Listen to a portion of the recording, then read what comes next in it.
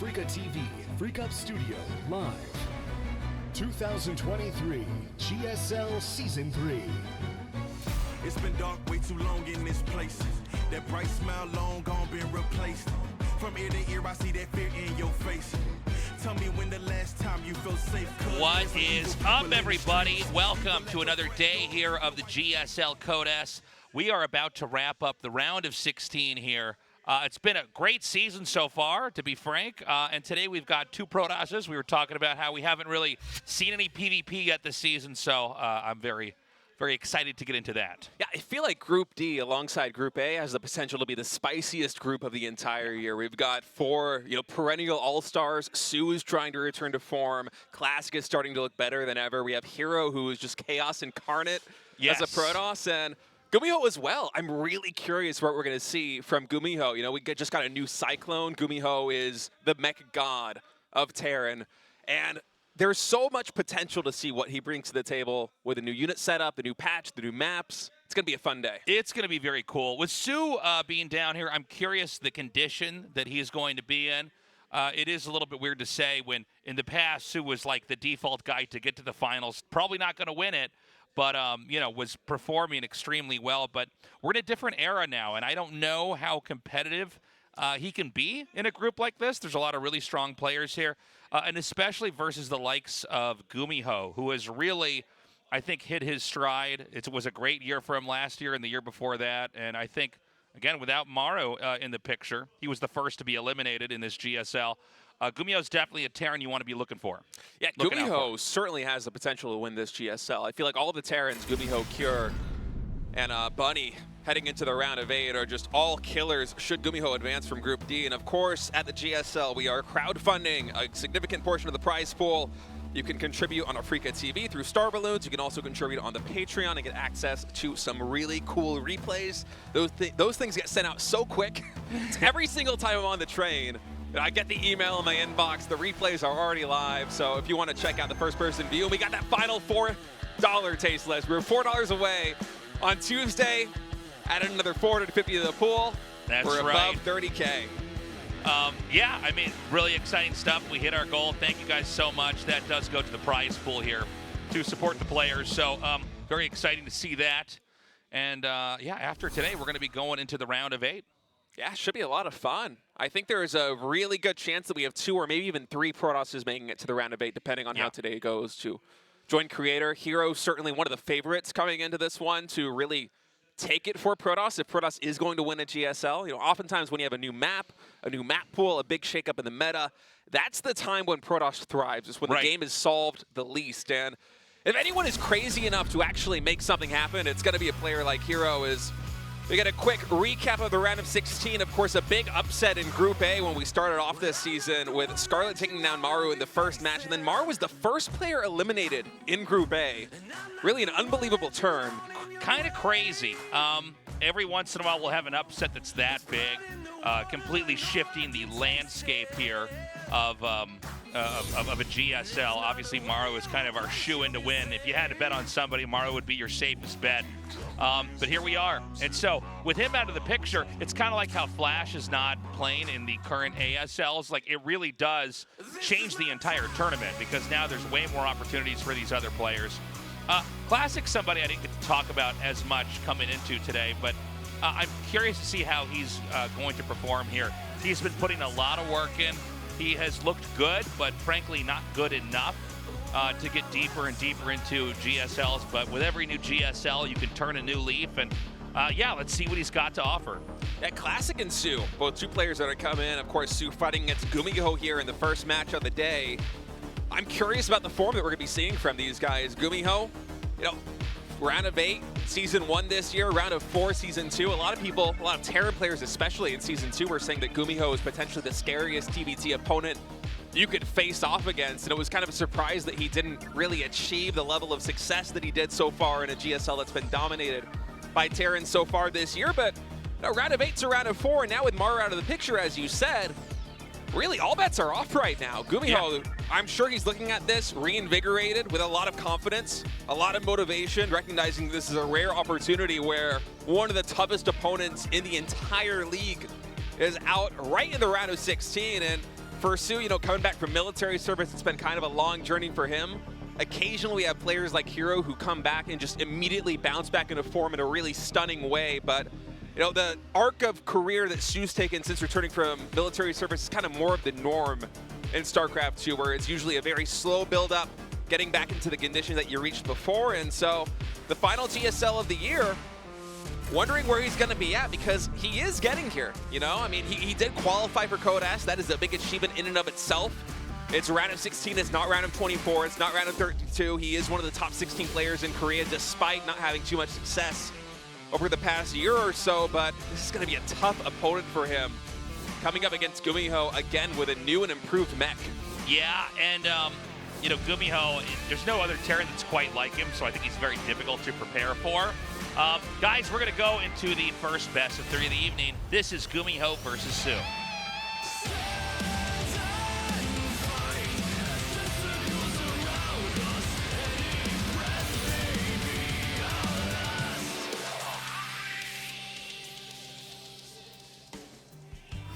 GuMiho.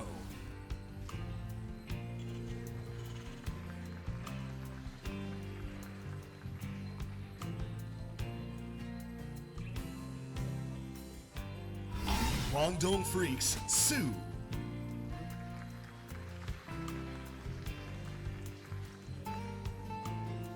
You know, when the balance patch hit the servers a couple of weeks ago, and I was reading through the notes, by the way, I think GuMiho's going for Command Center first, so Yeah, I think you're right. already a pretty crazy opening for him.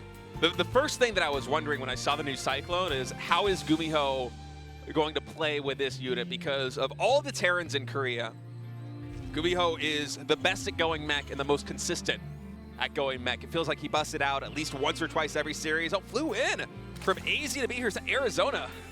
Wow. I'm assuming so, yeah, right? Yeah, that would have been my guess. I thought it was like a really cool cool way of writing. Azerbaijan. Like, that's crazy. I was like, is that a really cool way of writing Australia? But I'm wondering if we're going to see some Cyclone play from GuMiho, because, you know, so far the GSL Code S, you know, we've played 3 groups so far in the round of 16. We haven't seen too much Cyclone. We did have Byun bust out a really cool proxy factory, double reactor factory. Yeah, quad Cyclone all in, Cyclones. quad Cyclones, yeah. And a TVZ that was just a straight up killer. And so, you know, Byun's already doing it. I wonder if GuMiho is going to have some builds cooked up that utilize this unit, because of all the Terran players in the GSL, I feel like he is going to have the keenest insight on being able to find the builds that are going to be the deadliest, or hit the sharpest timings, or be the most uncomfortable to play against because of his experience with mech. Yeah, I got to agree with that, State. You know, I think I can say this without even like having the stats in front of me. Nobody has made more Cyclones in GSL than GuMiho. We've had so many games, and he was using the Cyclone when like nobody was using it. And then I think the Cyclone pre-patch found certain roles in like being a Swiss Army knife in defense, occasionally being used comboed in with a push of some sort, like, you know, against somebody who's on 2 base, you're on 2 base. But the unit's changed quite a bit. It's a little bit more of a straightforward unit that kind of combos in neatly with the rest of the Terran army. So yeah, I would very much welcome it. Now, he is going to get a second factory. Okay, I was going to say, you know, sometimes when we see Command Center first, generally speaking, I think most people would agree you are expecting bio. You know, and is it going to be that 2 base all in, or is it going to be a 3rd base? But here we go. He went Command Center first straight into a second factory.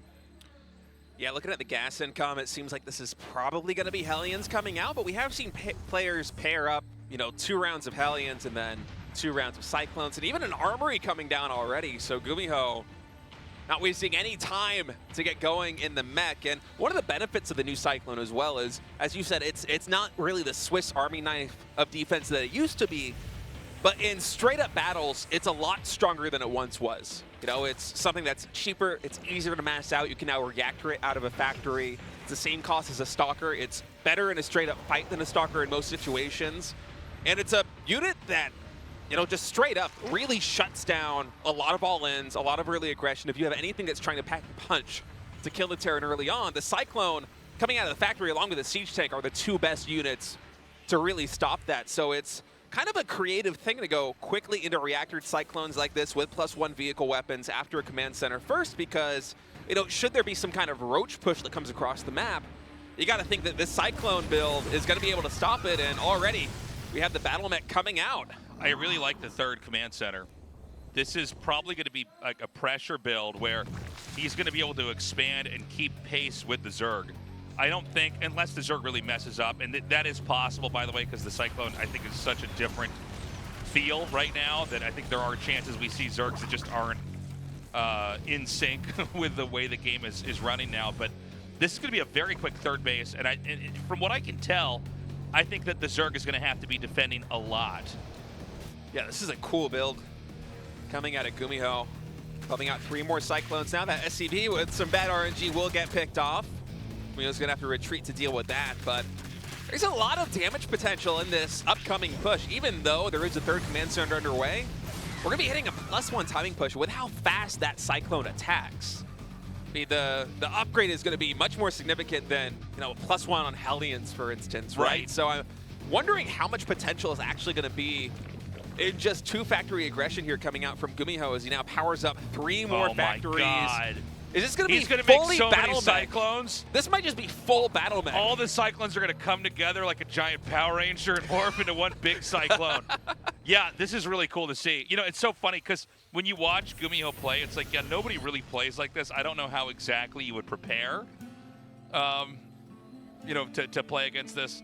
We have Link Baneling coming, and I feel like if you're off on the number of Zerglings that you need, oh, this would be a big scout if you could get in the main, but he's going to go for the SCVs instead. Okay, so I do question that decision there from Sue. I mean, I think it would have been worth it to go in there and confirm that it's all these weird factories coming. It's not like a transition into something weird like battle cruisers, or it's going to go back into bio. We've seen bio into mech. We've also seen mech into bio and other weird stuff like that, but yeah, I mean, we're going up to tanks now. There's a lot more Hellions and Cyclones out on the map. And this is just going to be a very mobile, damage-fueled army on the roam here. And look, with the third command center landed, the 4th base could be denied here. That's going to be 3 base versus 3 base, and that might zone Sue out economically. Yeah, you got to think that the cost efficiency of battle mech in this situation is going to be way above what Sue is able to bring to the table on 3 bases versus 3 bases. Now, Sue, he is getting Aspire. He's getting Baneling speed. If you can get a Lynx around on this battle mech army on creep, that is one of the good kill conditions for actually wiping the floor with the Terran. It's whenever Terran is able to kite away off creep. It's a really dangerous situation. Now, I like this Zergling run by coming into the 3rd base. Only getting 3 SCVs so far. Gotta say, nice control there by GuMiho. Being able to evac from that, and once again, 4th base getting denied from Sue. 12 Mutalisks in production, but let's keep in mind the Cyclone, the new Cyclone as it is, a lot better at dealing with Mutalisks than it once was. Yeah, that is very true. It's much better at just addressing air.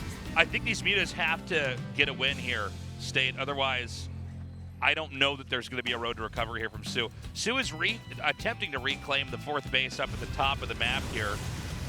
But I think it's just going to be a matter of time before we see GuMiho roam right back up there and start to deal with that once more.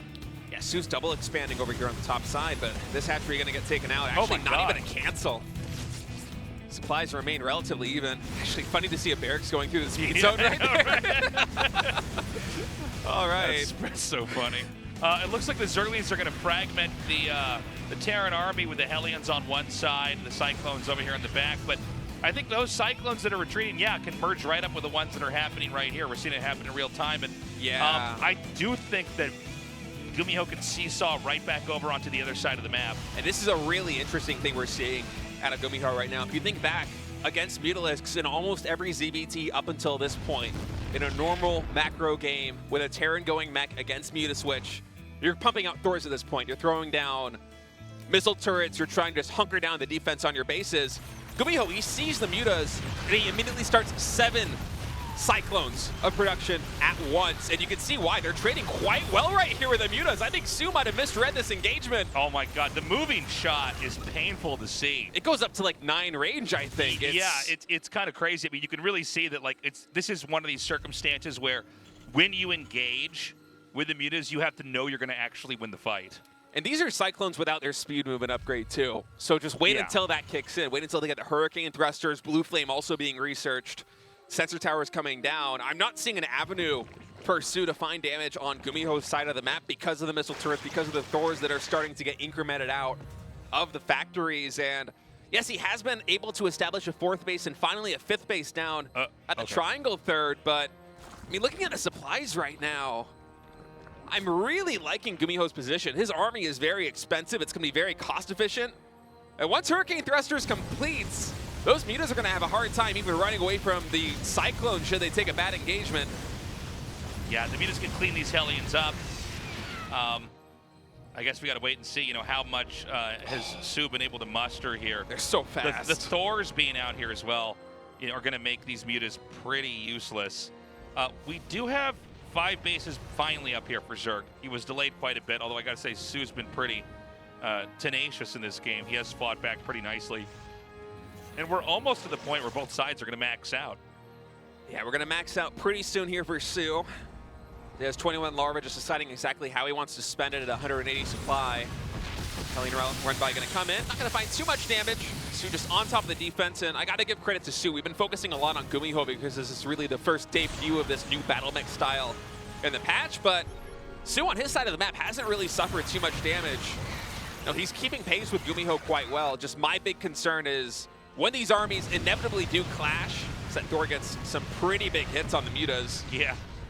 So they're going to have to back off. They can't engage for a little bit now. I'm concerned. I'm concerned for Su's position because I feel like unless he's able to get a big surround of these Cyclones on creep, he's not really going to be able to get too much done. And GuMiho can just kind of play this slow defensive style. I wouldn't even be surprised if as he takes a 4th base and eventually a 5th base, he starts to warp in, or not warp in, I'm a Protoss player, starts to make some barracks for Ghosts as well to start complementing this mech, because the setup that he has right now, it's going to be a pretty immaculate defensive setup. You know, he is losing some missile turrets, he is losing some SCVs, but there isn't really any kill potential for Su right now.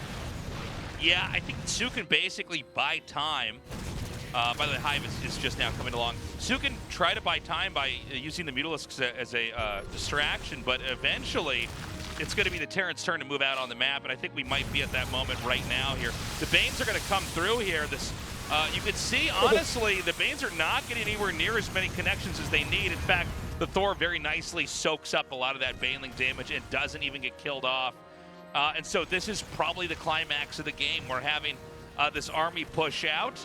We had a lot of Banelings that were killed. The Terran army is in a much better position now where there's terrain that kind of blocks a lot of this off. So Su has to smash this army in a very convincing fashion, or there's a chance that GuMiho's push just closes it out.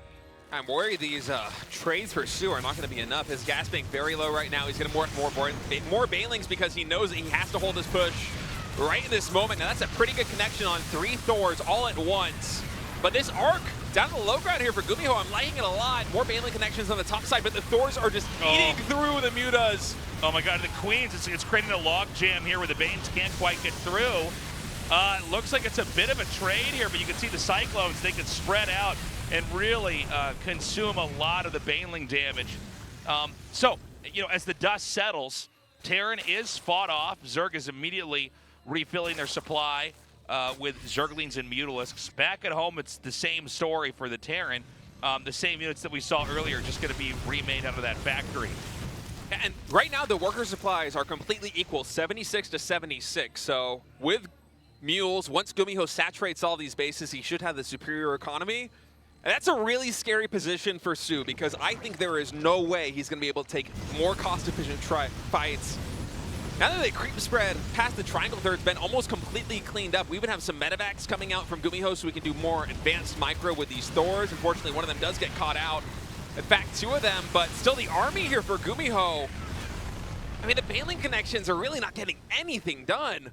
If I could go super big picture here, it seems to me like even though Su fought off GuMiho really well in the first game, all the gas was spent. We had an insane amount of Banelings made. All the mutas were killed. And what's going to happen, I think, in the next fight, if not this one, the one after that, is that there's just not going to be enough gas to have that overpowered amount of Banelings. And so I think if my theory's right, basically this trades out over time better for the Terran. And we're starting to see that now. There's no Banes in the picture. The mutas are being wiped out. The micro here from the Thors is insane, by the way. GG, GuMiho takes that game in a way really that only GuMiho could. And the only way you can do it with a new patch too. I mean, this would not have really been viable if we were playing on the old patch with the old Cyclone. And GuMiho just coming out with a new mech build. This is a weird question, but in the map editor for StarCraft 2, are there hero units for each unit? Like, so in Warcraft 2 and then in StarCraft 1, they had, and if you went to the map editor, there was one special hero unit for each. Like the Odin for the Thor, for instance, right? Yeah. Or like, there's a joke in StarCraft 1 because there was a scout hero unit called like Mobo, and it was like anybody who could beat somebody with scouts in StarCraft 1, we called him Mobo. Like, I didn't know about that. That's so cool. Because the scout is still the worst unit. Yeah. But then I was just wondering, like, is there a hero Cyclone unit? Because that should be called GuMiho. Yeah, we need one now. We need, yeah. Especially with this patch, we need a hero Cyclone unit. Yeah. But what a cool build coming out from GuMiho, and I love how God. different it was. Like, he sees the mutas, and he doesn't switch into the Thors. He starts making Cyclones 7 at a time instead. And just playing an incredibly cost-efficient game. Let's see if GuMiho goes for mech again on map number 2.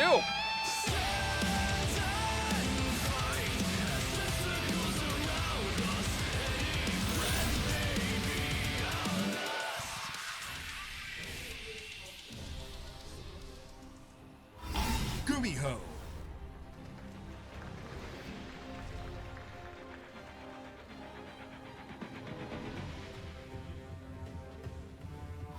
Guangdong Freaks, Sue.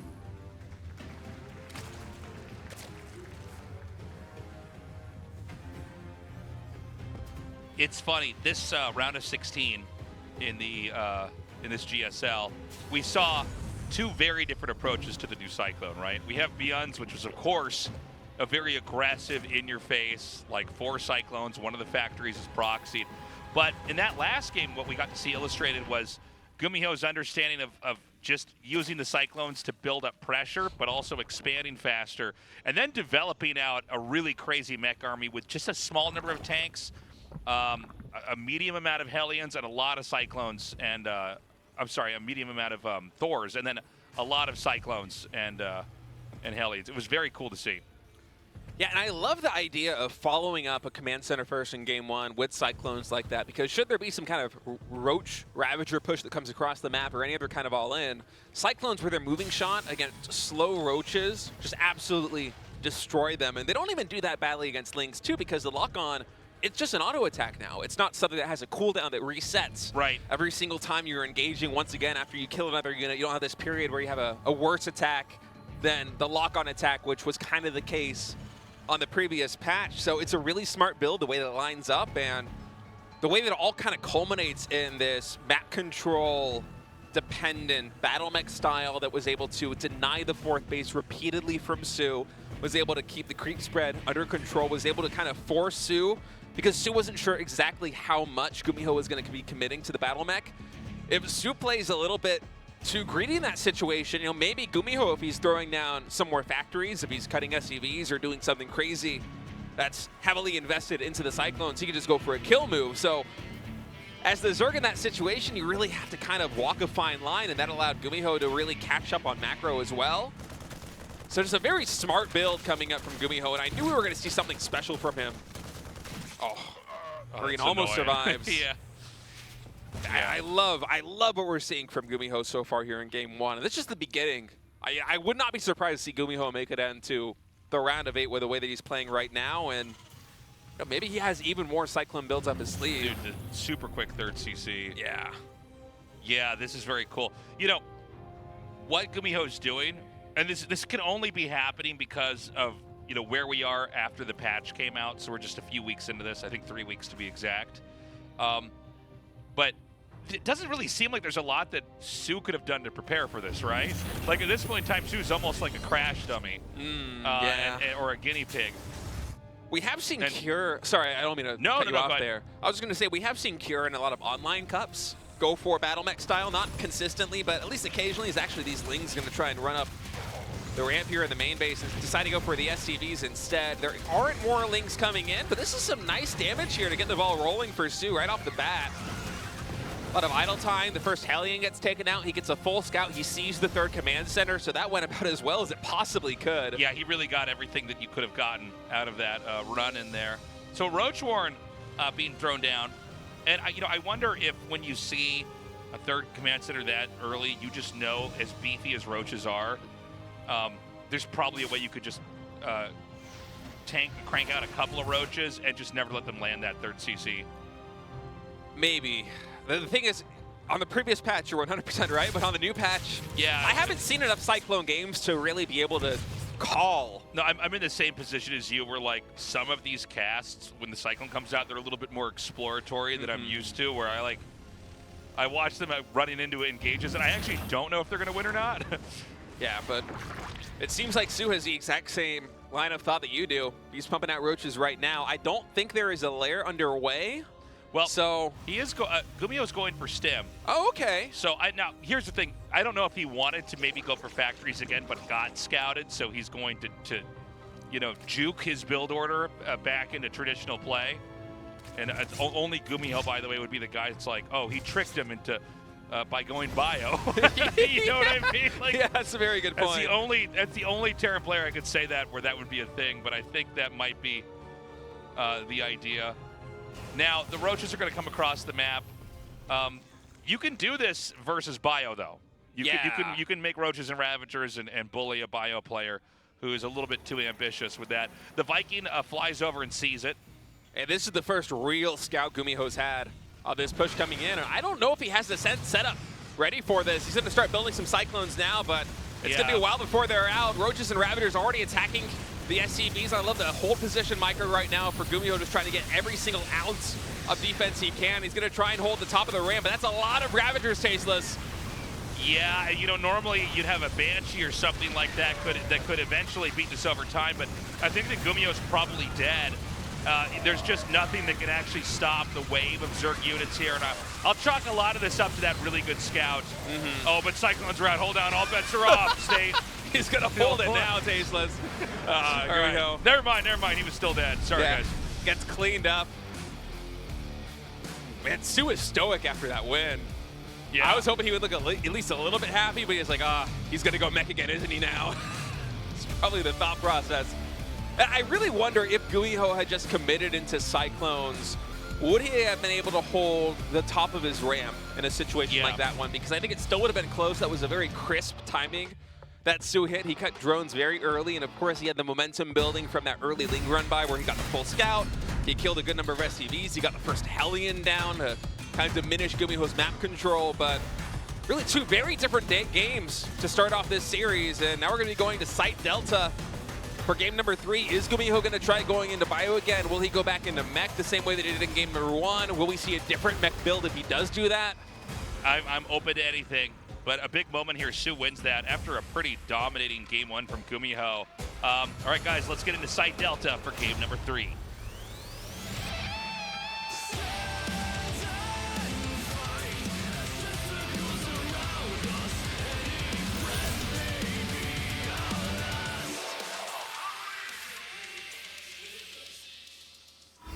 GuMiho.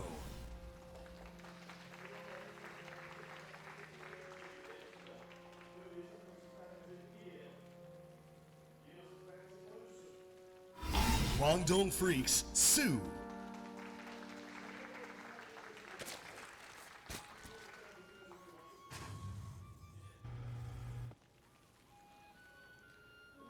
All right, well, we're going into game 3 now. I meant to say this earlier in the best of 3, but this is Su's dreams of winning a GSL are not over yet as long as there's GSLs. So even though we look at him and we're trying to see if he still has a lot of rust on him from staying back from Arizona. All right, we got to the bottom of it. It's been solved. The mystery. No, it's good to have all you guys down here in the studio. Wait, what was I saying? Oh yeah, the it's still a possibility. I think Sue still has that hunger, maybe still has that ghost from not winning so many GSLs in the past. I mean, how many times did he get second place? It was like five or six. Yeah. So crazy. You know, it's cool to see that he's able to beat someone as good as GuMiho with that timing attack. And yeah, who knows? Who knows? We have these players that play really well, fall off, and then come back again. You know, people go through these different waves of you know, how gelled they are with the game and the meta. Interesting build coming out from Sue, going for the pool first on this one, and then relatively fast gas. Now he is just going to saturate the mineral line and then slowly rally into that extractor, so it won't be as quick a speed as it could possibly be, but sending these 4 links cross map, I think planning to try and avoid the Reaper and maybe get, you know, an SCV kill. Bit of a delay on that command center. We'll see how this one plays out, as GuMiho is not going to start a reactor straight away, instead building a Marine. And the factory beginning for him right away.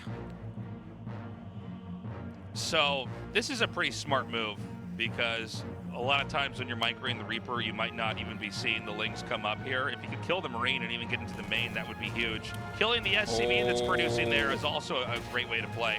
The SCVs come up, the Marine is trying to maneuver around. Whoa! Actually insane control. Oh, but the Julie, yeah, he just comes in there and gets the backstab. I love that straight forth link's just like, I got this guy. Yeah, Go to the mineral line. Yeah. So 4 links go down for 1 Marine, which actually is not cost efficient. It's not a big deal, but it's just worth pointing out.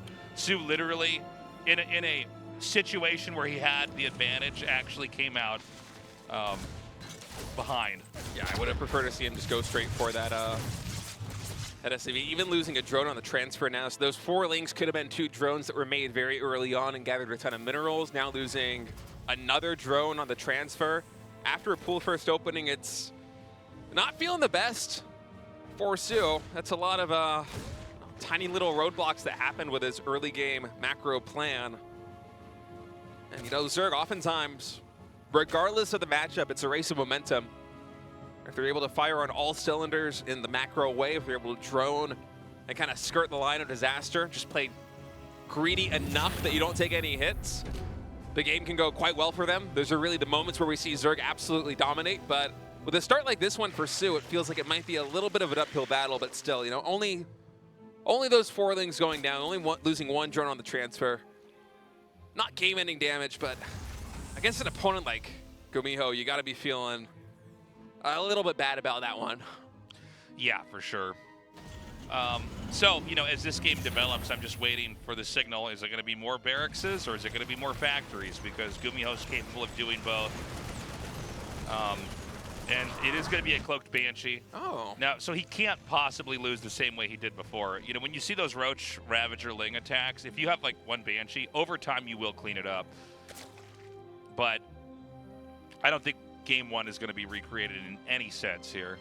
And I'm wondering how much GuMiho is going to commit to the Hellion Banshee, because that's kind of an old school opening style in TVZ that I thought we would see phased out a little bit in favor of Battle Mech with the new Cyclone change, but GuMiho is really showing that he has a wide range in the current TBZ setup. And yeah, Stim starts tasteless, so it's just going to be a Hellion Banshee opening in a bio.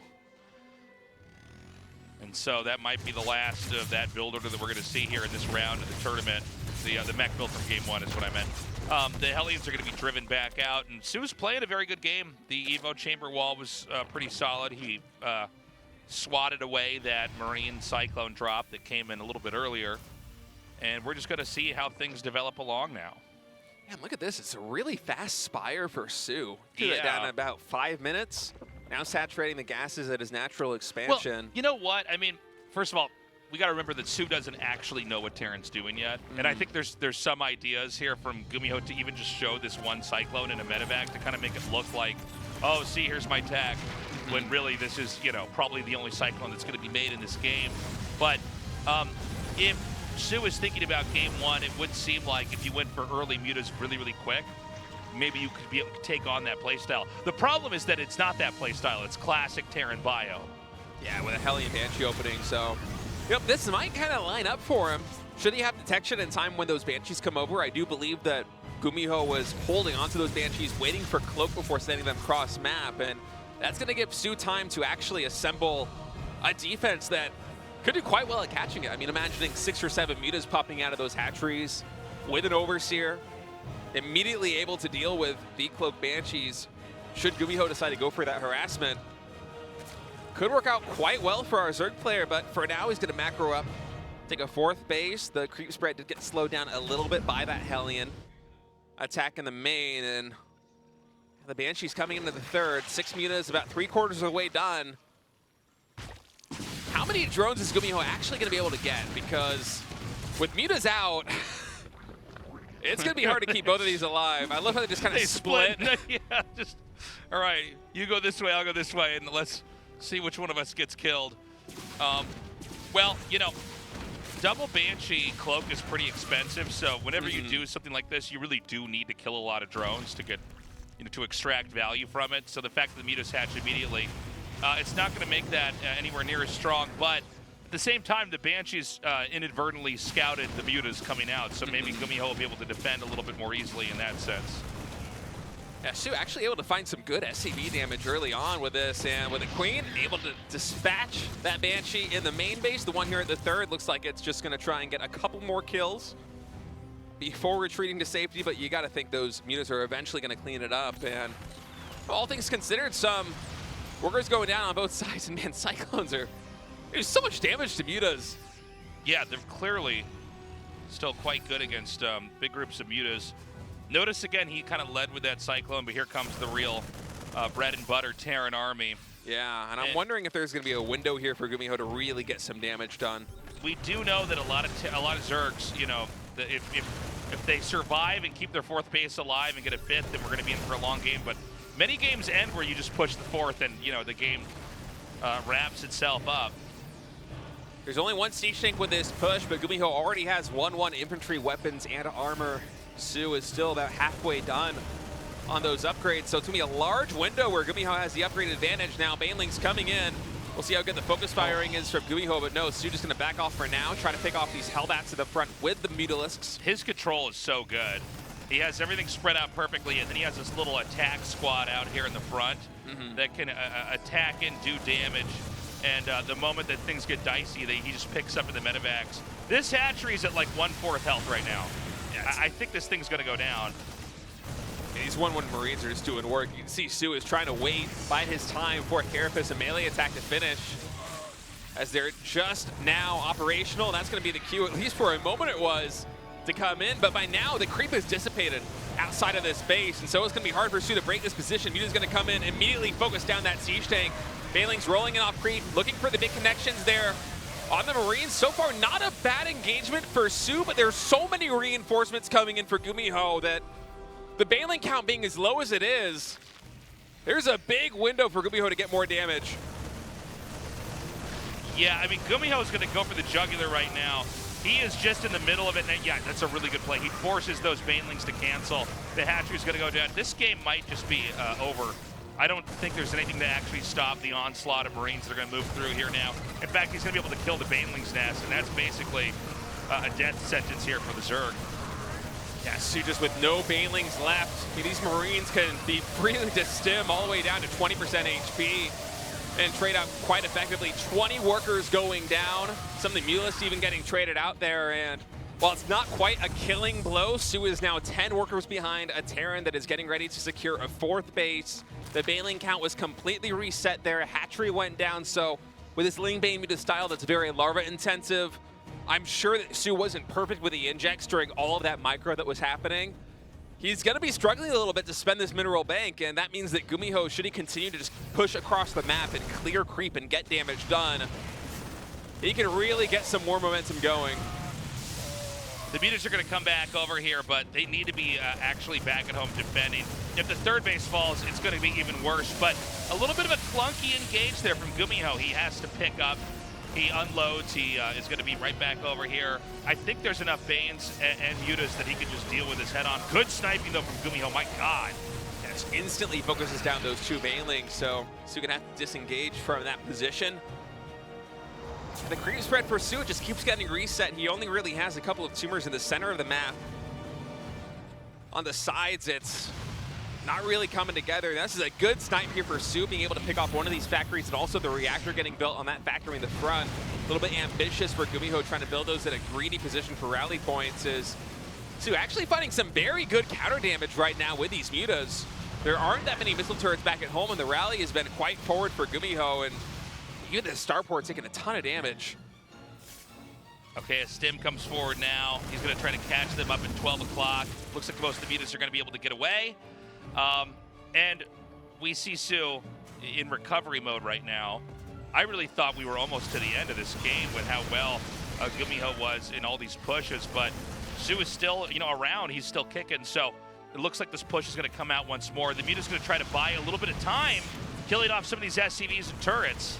Yeah, these mutas have gotten so much value on the other side of the map, just really holding GuMiho back, even messing with his infrastructure quite a bit, and that means that Su's had enough time to reassemble this army of Lings and Banelings with pure Marines like this. I don't think GuMiho could actually push into that position. Yes, he can kind of posture outside and make sure that the creep spread is dismal for Sumiho, for Su in front of that line. Sumiho, my goodness. This is his doppelganger.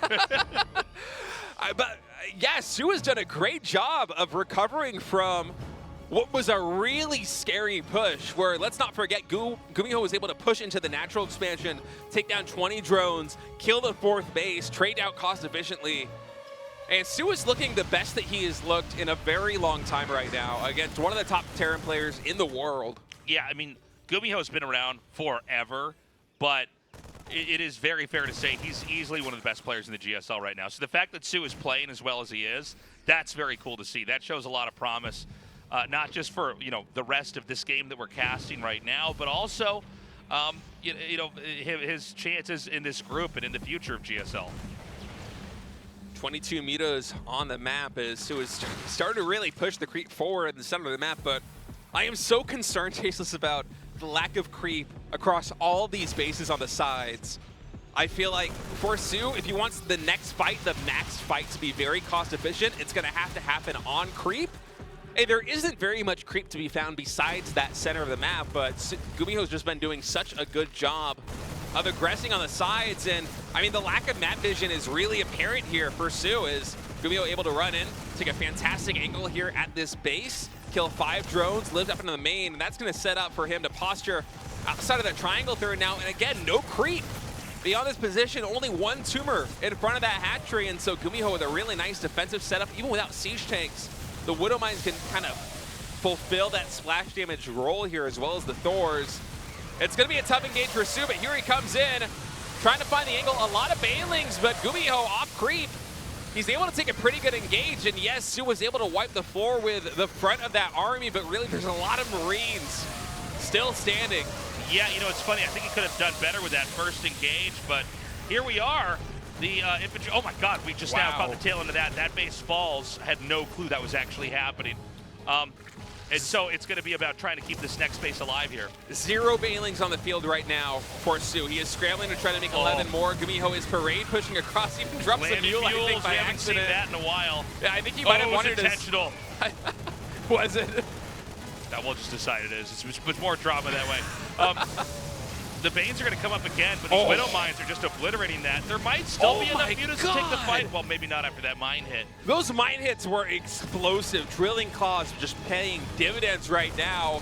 As GuMiho is not lifting his foot off the gas pedal. We have even another hatchery going down. Only 3 Banelings on the field for Su, so he's going to have to re-engage here with low HP mutas, and I think we might be reaching a breaking point, Tasteless.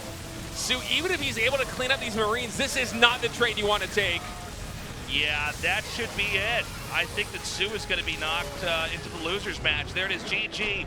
GuMiho takes the first best of 3. He's going to the winners. But my biggest takeaway, besides what we saw with the Cyclones back there in game 1, is that Su is in really good shape. Yeah. That was a really close game. He's even smiling after that one, shaking his head a little bit. He knows it was close. He knew he was in a tough position. He was still able to fight back. So, Su is going to be facing a Protoss. We don't know if it's going to be Hero or Classic that will fall to that losers match. But if his ZVP is anywhere near as good as his ZVT is looking right now, that could be a big shakeup for this group. Yeah, absolutely. GuMiho showing a lot of promise. Zerx, no problem for him. We're going to go to a break. Classic versus Hero coming up next. We will be right back.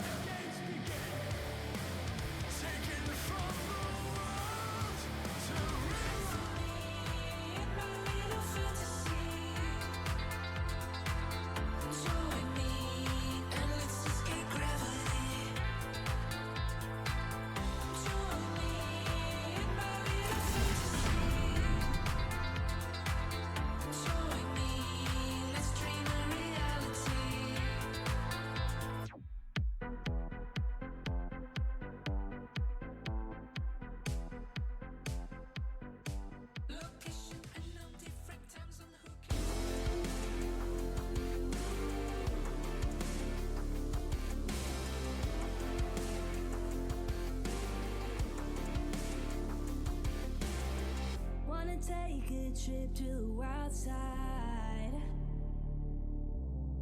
Wanna learn how to be brave, take what's mine. Wanna learn about what's on the inside.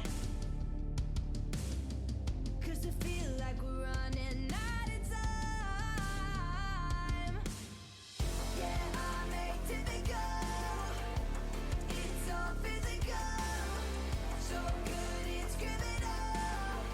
Yeah, I'm invincible. Yeah, I'm atypical. It's all physical. So good it's criminal. Yeah, I'm invincible. I've been waiting for just the right time. Now I'm ready to change, that feels right. I'm ready to play the game. Adrenaline, no, it can't be tamed. Yeah, I'm atypical. It's all physical. So good it's criminal. Yeah, I'm invincible. Yeah, I'm atypical. It's all physical. So good it's criminal. Yeah, I'm invincible. It's time to rise. My turn to fight. I got too much pride. Won't lose this time. Yeah, I'm atypical. It's all physical. So good it's criminal. Yeah, I'm atypical. It's all physical. So good it's criminal. Yeah, I'm invincible. Yeah, I'm atypical. It's all physical. So good it's criminal. Yeah, I'm invincible.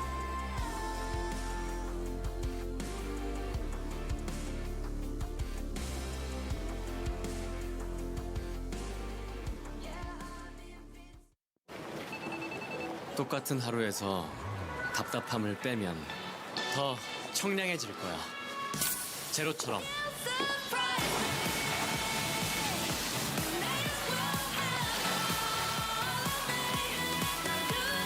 우리 없어도 되는 건 빼고 살자.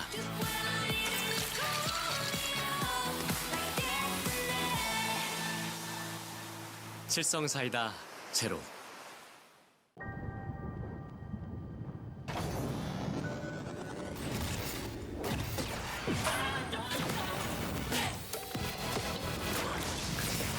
우주급 텐션 최고의 토킹 핫식스 터킨.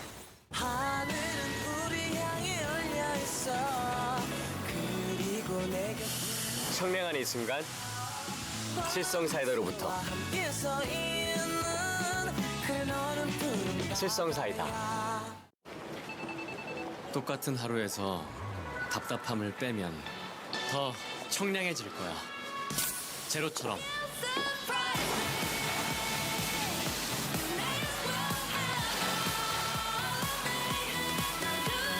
우리 없어도 되는 건 빼고 살자.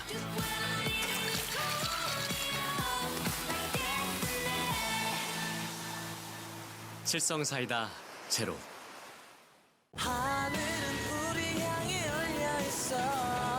그리고 내게 청량한 이 순간 칠성사이다로부터. 함께 서 있는 그너는 푸른 칠성사이다.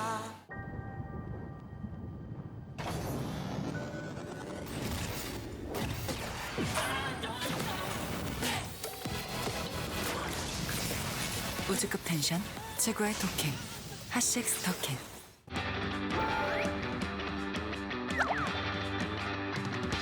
챙겨주는 사람이어가지고 선비기 필도 있고 그냥 뚝딱뚝딱 정리하고 그냥 아무 말 없이 떠날 것 같은 친구 리그에 바탕이 안 맞는데 게임하는 게 좋아 안 들어가지고 게임도 똑바로 했으면 좋겠어. 저 정도 애들 다 웃고 있는데 인상이 되게 살벌하더라. 착한 척 하면서 상대는 많은 걸 펼쳐 있거든.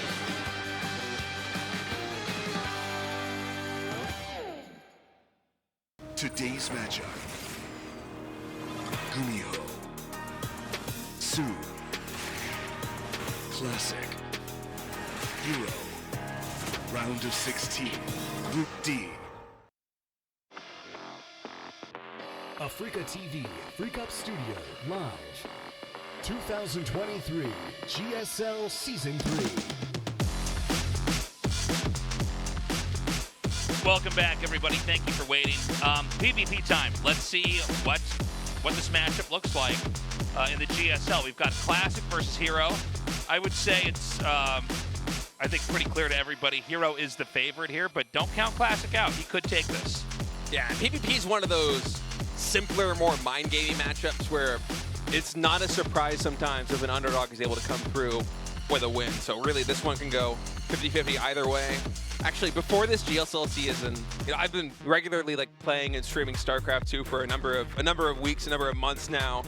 But I tried qualifying for GSL just for fun. I had no qualms about. You told me you were going to win the whole thing. He's lying. I'm going to beat these Codesters and actually qualify. These scrubs. It's time to show him who's boss. But I played in the qualifier, and my first opponent was Classic. Oh yeah. And for people that don't know, back when I used to be a StarCraft 2 pro gamer, I played in Pro League, and I was out for one game in total, and I got proxy-gated by Classic, and I got instantly destroyed. And so when I played in the GSL qualifier, and I looked at the bracket, and it's just Classic, and I'm like, it's been 6 or 7 years, and I'm getting flashbacks to a humiliating moment on stage where foreign fans are hyping me up and stuff like this, always the foreign hope, and I just get proxy-gated into oblivion. And then Classic 2Os like me, I look so bad. GSL, their Patreon, they put out the replay pack, and I get people asking on my Twitch, are you happy with the way you played? It's God! It's I'm having one of those dreams, I'm in my underwear in class and now or he's something. Going to play a really complicated game that you can't understand. He's going to mess up your casting, too. It's just, no matter what you do, this guy's taking you down. Yeah, it's a lot of fun, though. Both these guys are so good. I also, on stream, played Hero a couple of days ago, and he's really? He's hi, State, it's me, it's Hero. And I'm oh, man, it's good to see you. And then he just absolutely obliterates me with 2 adepts at an Oracle. Oh, man. That's so funny. Anyway, PvP coming up, guys. Classic versus Hero. Which one of these players is going to advance to the winner match to face GuMiho?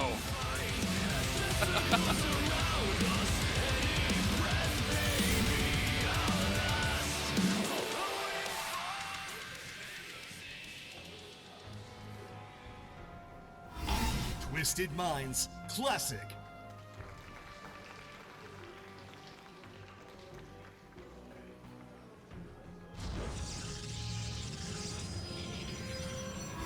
DKZ Gaming Hero.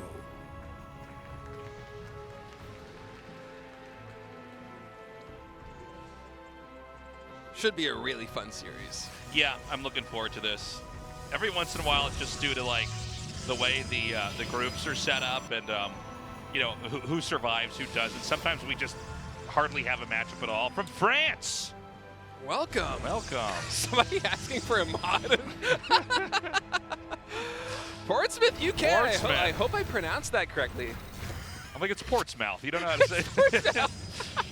Welcome, guys. So good to have you guys, all of you here in the studio. Yeah. Oh, I think we forgot to mention this at the start of the show. So just a reminder, guys, you need to get tickets if you're going to come down to the studio. That's right. I think they go on sale. Did we have the graphic up for the start of the show? I feel like we didn't. I think we just went right into it. Maybe we didn't. It might have been a lower third that we just missed. Okay. Well, anyways, it's not expensive, but you have to buy them online, or you can buy them on your phone when you get here, but just so you know. Yeah, I think we don't have quite a full house today because it is just a round of 16, but round of 8, tickets start to sell a little bit more, and I believe they go on sale tomorrow, if I'm not mistaken. I think around the same time that GSL would normally go live if it was a broadcasting day, so try and get them on your phone. If you can't, you can still come down to the studio when the games are starting.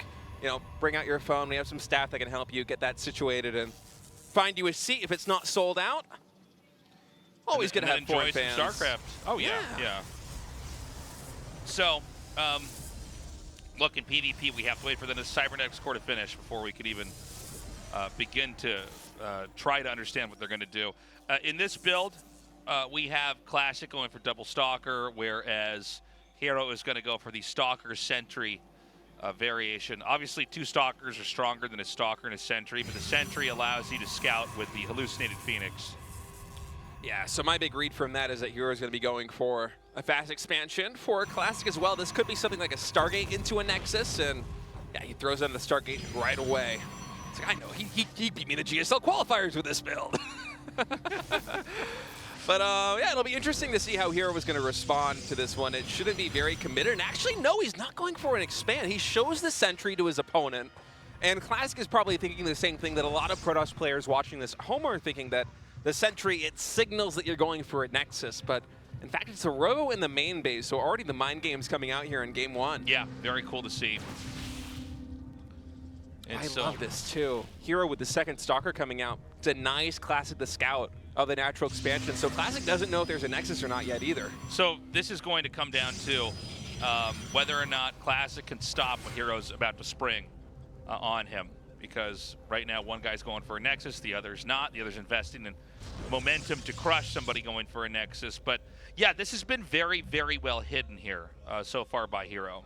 Yeah, the Adepts, once they shade into the natural, will finally give Classic the information he needs, that he is playing against a 3-gate Robo build. But up until now, he's been in the dark, and going for a Stargate and a Nexus, it can be quite difficult to actually get something done defensively against this setup. You see the Warp Prism already coming out. Classic knows that he's under pressure. He immediately starts a Void Ray out of that Stargate. And Hero, with that Hallucination Scout coming out of the Sentry, he's already building Stalkers in his main base to deflect any Oracle that comes into the main. So Classic, the pressure is on right now. Hero has more Stalkers, he has a force field, so Classic cannot retreat up the ramp. The battery is not done, and look at this micro. That low HP Stalker getting microed all the way to the back. Yeah. Huge win there for Hero, and I think this Warp In comes through. I think this is going to be really difficult right now for Classic to stop. He has a Pylon and a Warp Prism here. There is a Void Ray that's out. Yeah, I mean, we're almost at the threshold we can just one-shot these Stalkers, and even the Void Ray going to get 3-shot here. Fantastic micro with the Warp Prism. GG is called, and Hero with some sick mind games in game number 1. Yeah, that was really impressive. The game was stopped before it could even really go anywhere. But look, he hit it very well. Yeah, that was so smart. He behaved in a way that I think it sold a different looking game. So Classic was caught off guard. And, I mean, talk about an unstoppable attack. We had a Pylon Warp in, and we had the Warp Prism at a safe spot. And, you know, the Void Prism shows up, and it's just not a good unit to have in that moment.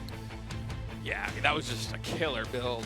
For some reason, in my mind, when I saw the Robo, I was like, oh, maybe he makes it immortal and then brings it with this, but that's an even faster rush that he gets off there. It's punishing because it hits like right as the Nexus is about to finish, so you've spent the 400 minerals, you've gotten nothing of value out of it yet. It's possible he could have planned on making it immortal too, but he scouted that Stargate, remember, with the Hallucinated Phoenix, so he's like, you know what, I'm just gonna put the pedal to the metal, go with 3-gate Stalker Warp-ins, migrate them in the Warp Prism. It's basically like they have Blink, and that was a clean game number 1 from Hero. Let's see if he keeps up the mind games. Heading into game number 2, winner of this series is going to be going up against GuMiho in the winner's match. Loser will fall to face Sue in the loser's match.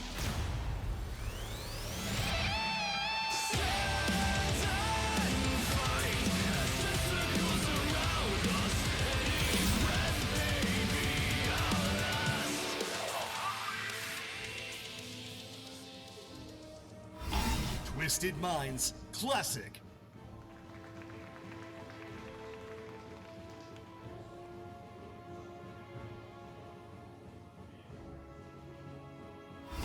DKZ Gaming Hero.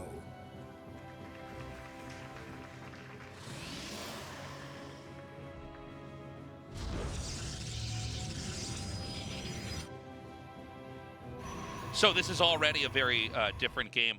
Both players go for a Pylon on, I want to call it the low ground because it's lower than where the main is, but it is like, there's a ground lower than that, if that makes sense. From Australia to see Protoss. PS High Tasteless. Hi back.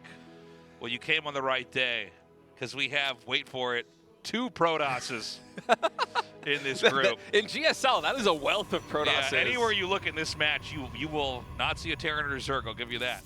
Yeah. Yeah, the reason why I was bringing up the Pylon on the low ground is like, it is a little bit of a different build, but they're both reacting to the shape of the map and the fact that like you can basically set up a wall at your natural, and it's safer than if you were to do it on a map where the terrain outside of your natural base is on the same elevation as the terrain in the natural. Yeah, with a high ground expansion like this one on Site Delta, if you play it perfectly as the defender, you should be able to hold every single push that comes through. I think globally, the only Protoss that actually goes for a 1-gate expand, even if it's on the low ground, a proper low ground with no high ground advantage, is MaxPax. And if he's able to pull that off with Void Rays on a low ground expansion, then certainly players of this caliber are mostly capable of holding it here on the high ground. So both players going for a 13 scout. Of course, the pylon blocks come in. Zealots made. I'm expecting on both sides to be able to clean this up and eventually take that expansion. And both players also going for a Stargate. Yeah, I really like that pylon block there. Looks like it's going to be taken care of right when Hero can finally get that Nexus up. He has the, well, he has the minerals. He's going to go ahead and put that down. Meanwhile, we're still waiting for that Nexus over here for Classic. Is it possible we could have some kind of a block there? The Zealot out, it's a little bit difficult for Hero, but with nice probe control, are we going to see that? He's making a second Stalker before the Nexus. I'm surprised by this move. I think he just wants to play the mind game. Yeah, I think that's it. Well, let's see. He could have made a Nexus a while back. He's not. Is there some kind of trick he's doing here? Yeah. Huh. It looks like what he wants to do is at least keep that ambiguity, and he was, as we see now, going to make a Nexus no matter what, but he cranked out a couple more units, so maybe there's some opportunities where he can put a little bit of pressure on, or some kind of tactic will present itself here. Well, certainly going for the Phoenix before the Nexus means that he's going to have a lot more valuable production time on that Stargate, and going up against the Oracle of Hero is this Adeptus is going to barely survive 3 HP. One probe zap will take it out. God, now so funny. The only thing the Phoenix can do is pick him up and try to slam him into the ground. Oh, look at this on the other side of the map. Actually, Hero coming out with Stalkers and that Oracle not going for probe kills. I love this adaptation. He knows that the Phoenixes are out on the map, so really economic damage is kind of off the table for Hero, but with that Oracle, he's able to chase down a Stalker, and actually, are we going to have a Phoenix versus Phoenix game here? It's starting to look like it.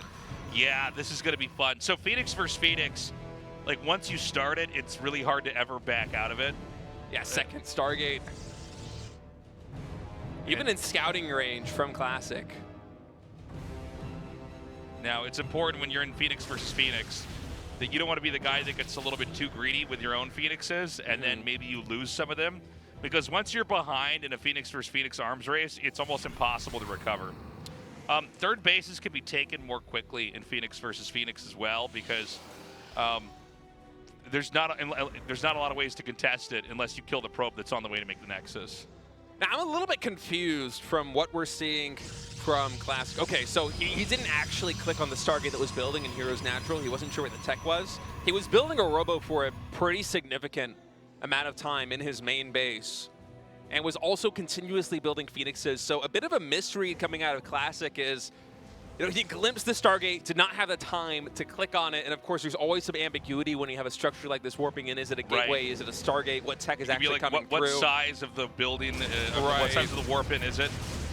Okay, so he's going to come in here. Now, when you lose Phoenix versus Phoenix fights, a lot of times you get chased to the actual corner of the map. In this case, it didn't seem like he was confident enough to try to go through with the whole thing. He might not have had the right number. Oh, no. This is going to go undetected, so Classic going to receive a big hiccup in his income right now.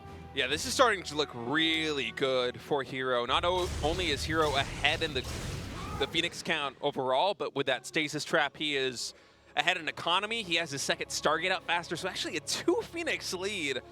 That is quite substantial here for Hero, and he's feeling confident enough in his position to start probing across the map. Okay, big catch there, takes the Oracle out. We're going to see the pylon blocks. Actually, that's so smart. That didn't occur to me. You can actually do this in Phoenix versus Phoenix. This is really cool. Because, yeah, the Phoenixes can't do anything to the pylon. So if you're able to just, like, block out all their third bases with pylons, there's a real issue there. Yeah, and also, Hero, keep in mind, he has more Phoenixes, so it's not like Classic can try to find some way to come back and combat these Stalkers and Phoenixes outside his third.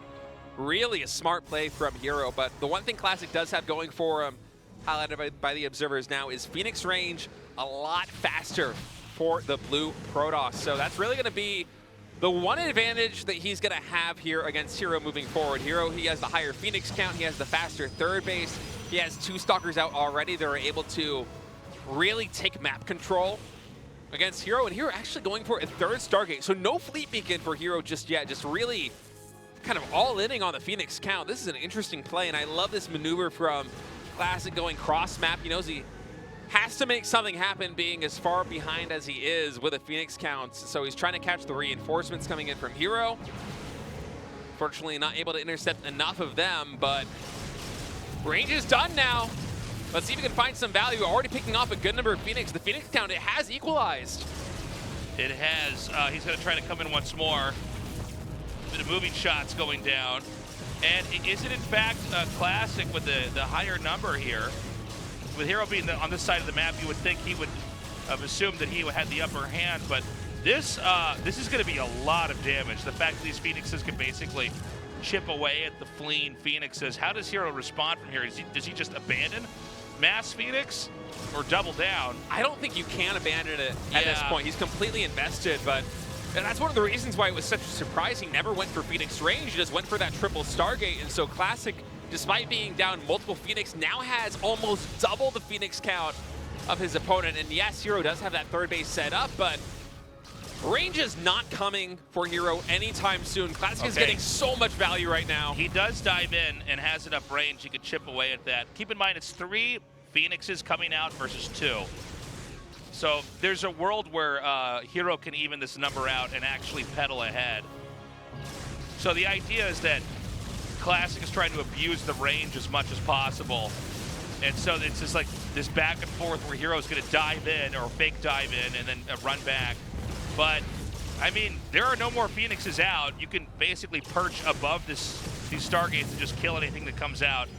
It's just going to turn into fatal damage here. I think it basically has to. We see Hero scaling to put down a Forge right now, but he really can't make Phoenixes, and yeah, he knows it. He cancels all of them, but that means that the probe count is going to get decimated here. I feel like this was basically a checkmate move coming out of Classic, and it is such a surprise that Hero just did not go for a Fleet Beacon at all, because usually it's 2 Stargate into Phoenix range, and there's some window where one player is going to have maybe a 15, a 30-second advantage where they can try and eke out some value with range, but instead Hero just never went for it. Classic able to ride that into a victory, so kind of a rare misstep from Hero in the build. It felt like he had every single advantage. He had the map control, he was denying the third base, he had the Phoenix lead, and then just going for a 3rd Stargate instead of Fleet Beacon just feels like, I mean, if this was a chess.com game, it would be like, that's an inaccuracy, you know? Yeah, I mean, that was a great game from Classic. I agree with you, State. I feel like, honestly, the play, the setup there from Hero looked better. Getting the pylon blocks on the third base. I think the idea is he gets 3 Stargates and basically wins the fight over the third, but Classic already had other plans, and when the range finished, he was able to obliterate so many Phoenixes that were retreating back home. Then from there, it's basically checkmate. You're right. You sit above the Stargates, kill anything that comes out. Once you get that round of kills on the Phoenixes, you then go pick up all the probes, go back to the Stargates, kill another round, back to the probes, and eventually it's game over. So we're going to go to game number 3 now. And remember, guys, the winner of this is going to go up against GuMiho, the loser against Sue. Should be a very exciting night of games here. And speaking of which, looks like our game is loading up. So let's get into it. Classic versus Hero, PvP. Game 3 starts now.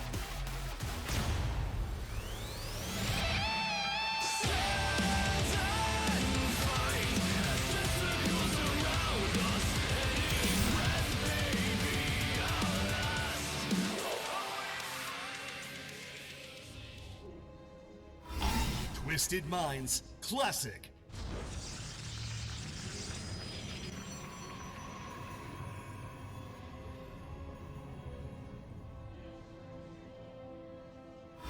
DKZ Gaming Hero.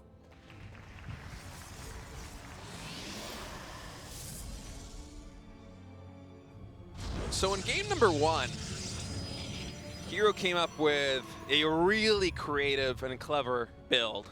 going Sentry Stalker opening, showing the Sentry to his opponent's scouting probe, and then denying the scout with a really fast second Stalker out of the gateways.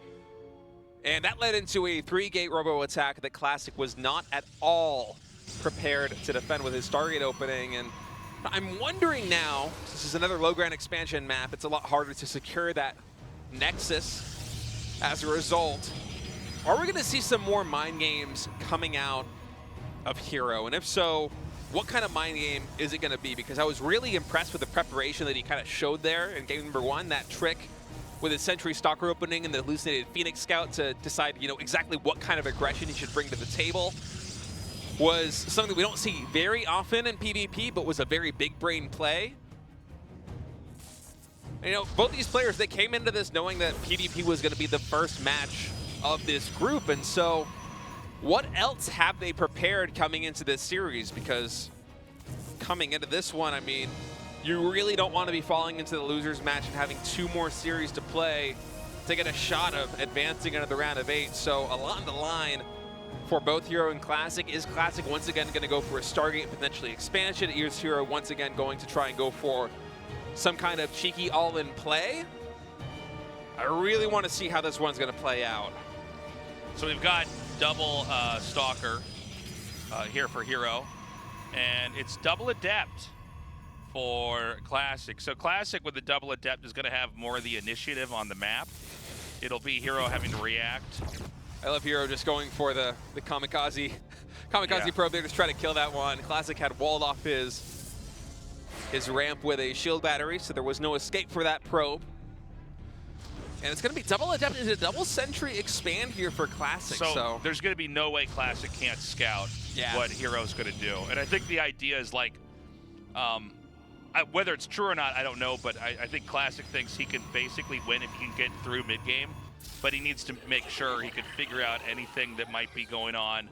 Oh, that's funny. You know, I said he was going to get in there no matter what, but I didn't mean with the probe. I was thinking, you know, hallucinated Phoenixes. Yeah, I'm surprised Hero did not throw down a shield battery to prevent that probe from coming in. So Classic, he is probably going to bleed out one of these Adepts and maybe get some hull damage on the second one, but he's going for this expansion, and he got as early as a scout as you could possibly hope for against the same build he was up against in game number 1. It's going to be a 3-gate robo once again coming through here for Hero. And this build, even if you do scout it, it is very hard to stop, especially if you commit to holding the low ground expansion, which it looks like Classic is going to do. So we'll see what happens here. Classic, he did go for 3 sentries behind this. And sentries, although they are a very good unit in defending, the Warp Prism Micro can really negate the efficiency of force fields on the defensive front. So it's not the best investment for him. And actually coming out of Hero, this is not going to be the same flavor of a 3-gate robo coming in as previously. We have a Robo Bay in production, so it's going to be disruptors. Yeah, this is interesting. Now, I don't know if it's because he was scouted, where you then got to go, you know, to the next weird iteration of what you could try to do there. Let's see if this is actually spotted. I think he glimpsed it. I think so, yeah. Oh, man. Warp Prism spotted. He has to back up. I'm kind of liking this defensive setup for Classic now. You know, the build that Hero is going for doesn't quite have as much of a punch as a 3-gate Stalker play would. And yeah, the Hallucinated Phoenix absolutely saw everything there. So Hero's going to try and make some pretty clever tactics come in with 5 Adepts shading into the main base. Battery is ready there. Is he going to dive on this? In fact, he is. He should be able to eliminate every single sentry with this, but they do get split off. You can see the force field spammed out. Yeah. I don't think he's going to... Okay, he will get that last one, I think. Yeah, barely gets the kill on that in time. That was expensive, though. I think Hero was hoping that he can come in, snipe those sentries down, and at least be able to save a couple of those Adepts coming through, but instead all 5 Adepts getting eliminated. Second shade will be in the cards here for Hero. That Disruptor working its way across the map now. There's still a lot of units here at the front. But I'm liking Classic's position more and more here defensively. I feel like as long as he's able to avoid the big Disruptor hits, he should have a good chance of holding. That Disruptor now coming into the front. Classic, he runs away just in time. No damage coming through. Keep in mind, he has not used overcharge yet on these batteries, so... Keep in mind as well, it's very hard for the Immortal to avoid the damage on the ground from the Disruptor. It's not a very quick unit, so the Warp Prism is going to have to be utilized there. Oh my god, the Disruptor's in the back. Okay, he snags it. It's one of those kind of funky controlling games. Oh, watch out with that Warp Prism. These Stalkers are going to try and get some damage done on it. In fact, recalling them to the main base, I like that play from Classic. He's saving a lot of energy on these Nexus to be able to make plays like that, to be able to recall and come through with the overcharge. Ooh! And that's scary for Hero right now. You know, the Nexus, or not the Nexus, excuse me, the Warp Prism, it did not die, but going down to half HP, it's now getting really precarious with the Stalker count as high as it is for Classic. But let's see, Classic actually has those 2 Immortals in a Warp Prism, potentially going cross-map with that, so he's feeling pretty confident defensively.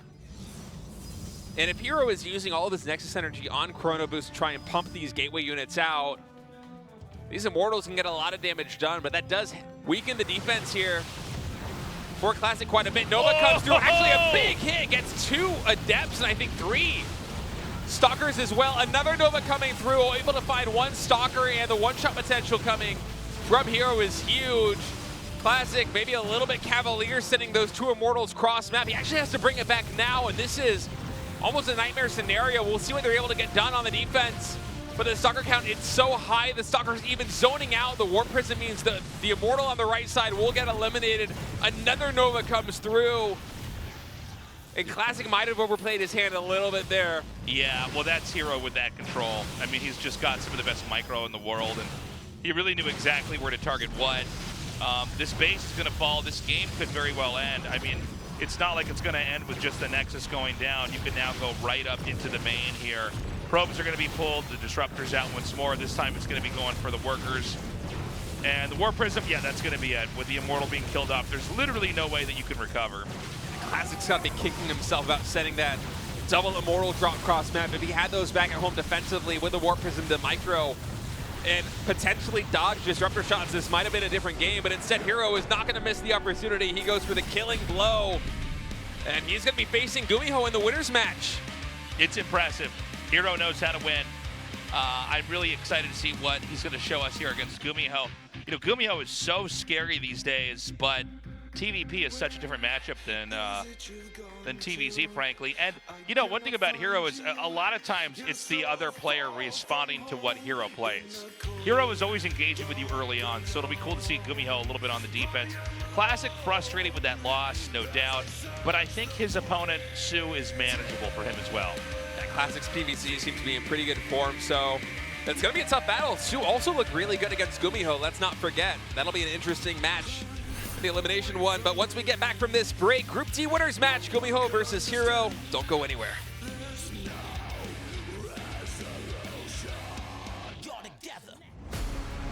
Anytime, any place. Anytime, any place. Anybody, it don't matter. Anywhere, any day. Anytime, any place. Anytime, any place. Where you at? Anybody, it don't matter. Any day. Anytime, any place. Yeah, you know. Anybody, I'm right here. Any day. Anybody. Anytime. Yeah. You're the tiger, I'm a fighter. Yeah, I'm the one that's on fire. They gotta honor me. Call me by your sire. I'm the truth with the proof. They a goddamn liar. Headhunter, underdog on the come up. I always stand my ground. I dare you to run up. I run and done ya. Move like the thunder. The world will know my name. I'm a world wonder. Anytime, any place. Anytime, any place. Anybody, it don't matter. Anywhere, any day. Anytime, any place. Anytime, any place. Anyone, anybody. Where you at? Any day. You can't run. Anytime, I'm right here. Any place, right now. Anybody, any day. Yeah.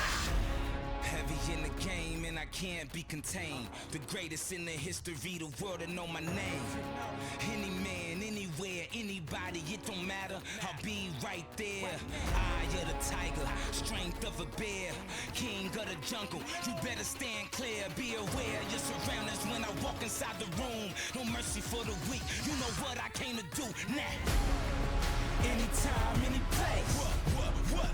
Anytime, any place. Anybody, it don't matter. Anywhere, any day. What? Anytime, any place. Anytime. That's my slogan. Any place, any day, anybody, anywhere, any day. Right now. Anytime. Yeah, you know. Any place. What you want? Anybody. Right now. Any day. Any day.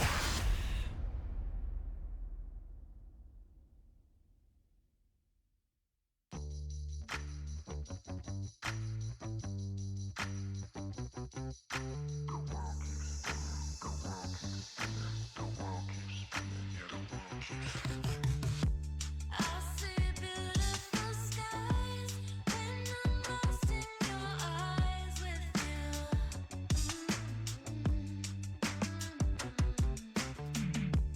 Not on heaven and earth is there something as magical as you.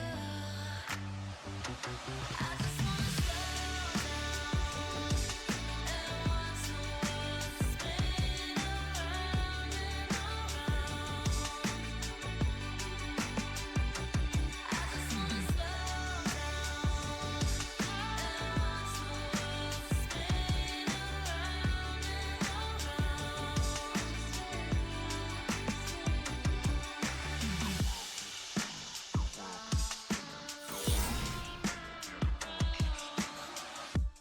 I see silver and gold when I'm running around with you.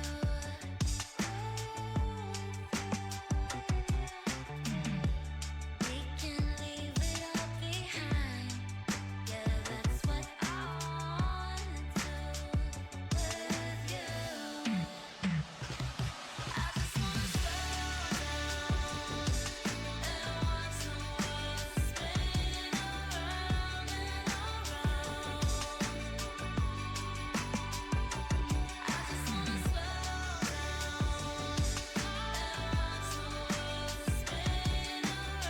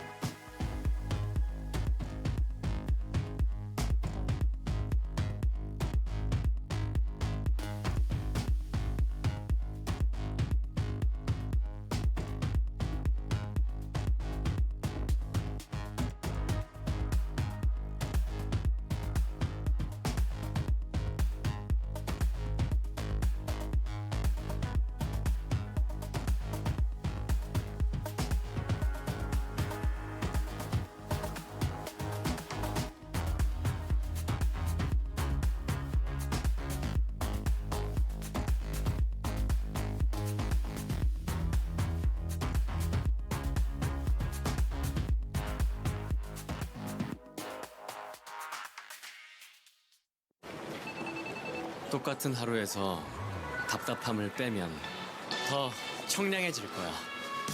제로처럼.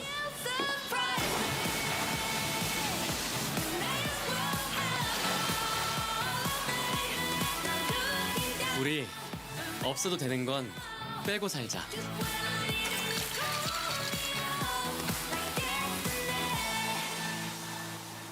칠성사이다 제로.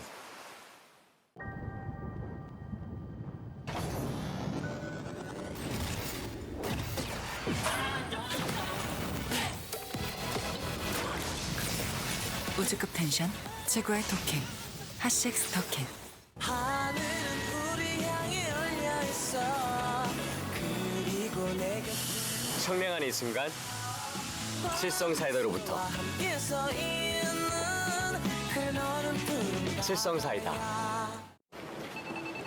똑같은 하루에서 답답함을 빼면 더 청량해질 거야. 제로처럼.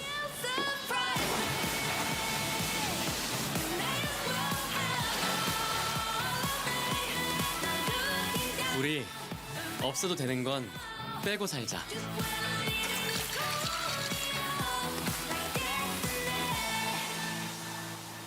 칠성사이다 제로.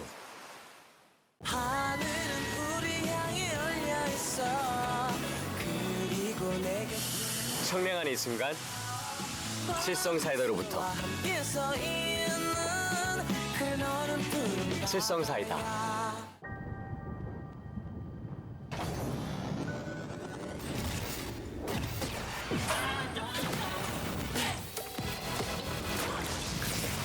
우주급 텐션 최고의 토킹 핫식스 토킹.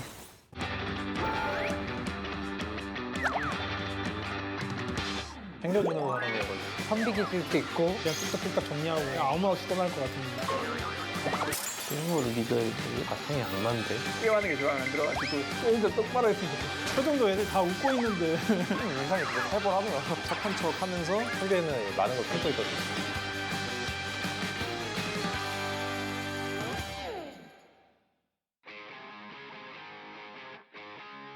그 쉬는 기간 동안 VOD를 되게 많이 봤던 것 같아요. 다음 GSL 준비도 좀 하고 얼마 전에 이제 마스터 콜로세움이랑 대회 했었는데 그래서 또 못해가지고 큰 대회에서 많이 모습을 못 비춰드린 것 같네요. 이러면 안 되는데 어렸을 때 제가 축구를 너무 좋아하다 보니까 이제서야 지금 뭐 게임처럼 열심히 하고 있어요. 사우디 대회가 있었어가지고 사우디 대회까지 엄청 열심히 준비를 했고 지금은 좀 놀면서 쉬고 있습니다. 저번 시즌에는 꼭 진출하고 싶었는데 마지막에 아쉽게 이제 김동호 선수한테 무너지면서 진출하지 못하게 됐는데 그래도 이번에는 좀 쉽게 통과해가지고 좋습니다. 뭐 다 이것저것 했는데 여행도 다니고 뭐 연습도 하고 쉬면서 놀았습니다. 전략상을 받을지 저는 아예 생각을 못했던 게 그 전략 자체가 뭐 생소한 전략이 아니기 때문에 아무래도 사우디의 컨셉과 저의 골강 컨셉이 잘 맞아가지고 이제 저를 뽑아주신 것 같아요. 제 경기력이 제가 생각해도 좀 좋았던 것 같아요. 허무하게 지지 않고 박빙으로 졌기 때문에 이제 팬분들이 재밌게 경기를 봐주셔가지고 제가 선정되었다고 생각해서 앞으로도 좀 더 좋은 경기를 해야겠다는 생각을 가지고 있어요. 시즌 1은 생각보다 아쉬웠고 시즌 2는 생각보다 잘했다고 생각했지만 그렇게 더 아쉽다. 그러니까 항상 아쉽죠. 우승하고 싶다는 생각 항상 있고 더 잘할 수 있을 거라는 생각도 분명히 드는데 뭔가 어처구니없는 실수 이런 걸 대회 때 자꾸 할 때마다 너무 아쉬운 것 같아요. 테란 놈들 사이에서 고생 많았다 저한테 말해주고 싶고요. 그 안에서도 치열하게 잘 살아왔기 때문에 시즌 3에서는 좀 꽃을 피웠으면 좋겠습니다. 그치, 실력은 8강 못 갈 실력이 아니라고 생각하거든요. 저도. 근데 이상하게 뭐 저주에 걸렸는지 경기장만 오면 좀 게임이 안 돼가지고 시즌 1 8강은 괜찮았는데 시즌 2에서 제가 경기력이 너무 안 좋았어가지고 시즌 2는 굉장히 아쉽고 시즌 3는 꼭 8강에 가보고 싶어요. 성주 잘한다? 내가 없으니까 재미가 없다. 확실히 쉽지 않은 사람들로 구성되어 있고 그 3개 시즌 중에 이번 시즌 16강소가 제일 어려운 것 같아요. 저한테. 저 평소에 많이 지는 토스들 2명이 포진되어 있기도 하고 원수 선수 상대로는 최근에는 많이 안 했지만 예전에 많이 할 때 많이 졌던 걸로 기억하거든요. 제가 해봐야 알 것 같아요. 일단 제 입장에서는 솔직히 나쁘지 않은 조라고 생각하고 경제가 대회에서 만나면 좀 까다로운 스타일이긴 하지만 시드자들 중에서는 그래도 비벼볼 만한 선수지 않나 생각해가지고 그래도 이 정도면 희망이 있다? 이런 느낌? 도호 형이 이제 연습 도와달라 해가지고 연습을 해줬는데 내가 연습을 안 했는데도 이 형이랑은 할만하다. 나 아직 살아있구나. 그걸 느꼈거든요. 네, 초 여태 중에 가장 괜찮지 않을까. 원테란이기도 하고 할만한 것 같아서 이번엔 꼭 8강을 가고 싶어요. Today's matchup. GuMiho. Sue. Classic. Hero. Round of 16. Group D. Africa TV, Freak Up Studio, live. 2023 GSL Season 3. Did you guys see GuMiho run up there? Oh, I missed it. Yeah, he ran on stage, jumped on there. It's time, man. GuMiho versus Hero is up next. The winner will get one of the 2 remaining spots in the round of 8. Yeah, I'm excited for Hero's chances here. You know, Hero's been playing a very aggressive style of PBT lately, but I don't know if that's him maybe potentially hiding some of his builds for the GSL. You know, he's showing his hand in the online cups, making people respect the aggression, and then he comes into the GSL and he mixes it up and does something different. You know, there's a lot of mind games at play, but also GuMiho, we really haven't seen a lot of Cyclone usage in TVP. I think that's arguably the matchup where it is the weakest right now in the current meta. People haven't been able to figure out exactly how to use it besides some very niche cheeses, but if anyone's going to make it happen, it's going to be GuMiho. So a lot of interesting questions will be answered, I think, by this series in terms of where Hero is at, if he's going to be able to regain his form going into the round of 8 and potentially make a run for a GSL championship, or GuMiho, now that Maru is out of the tournament with the new patch, the new maps, the new Cyclone, which he's fully embracing as we saw against Su, what is he going to bring to the table? Is this his time? Yeah, this is going to be a fun one.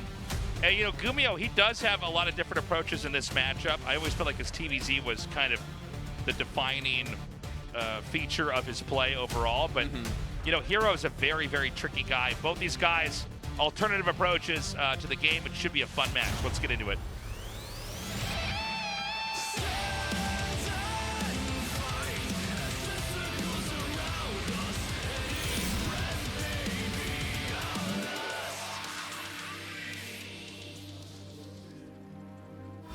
GuMiho.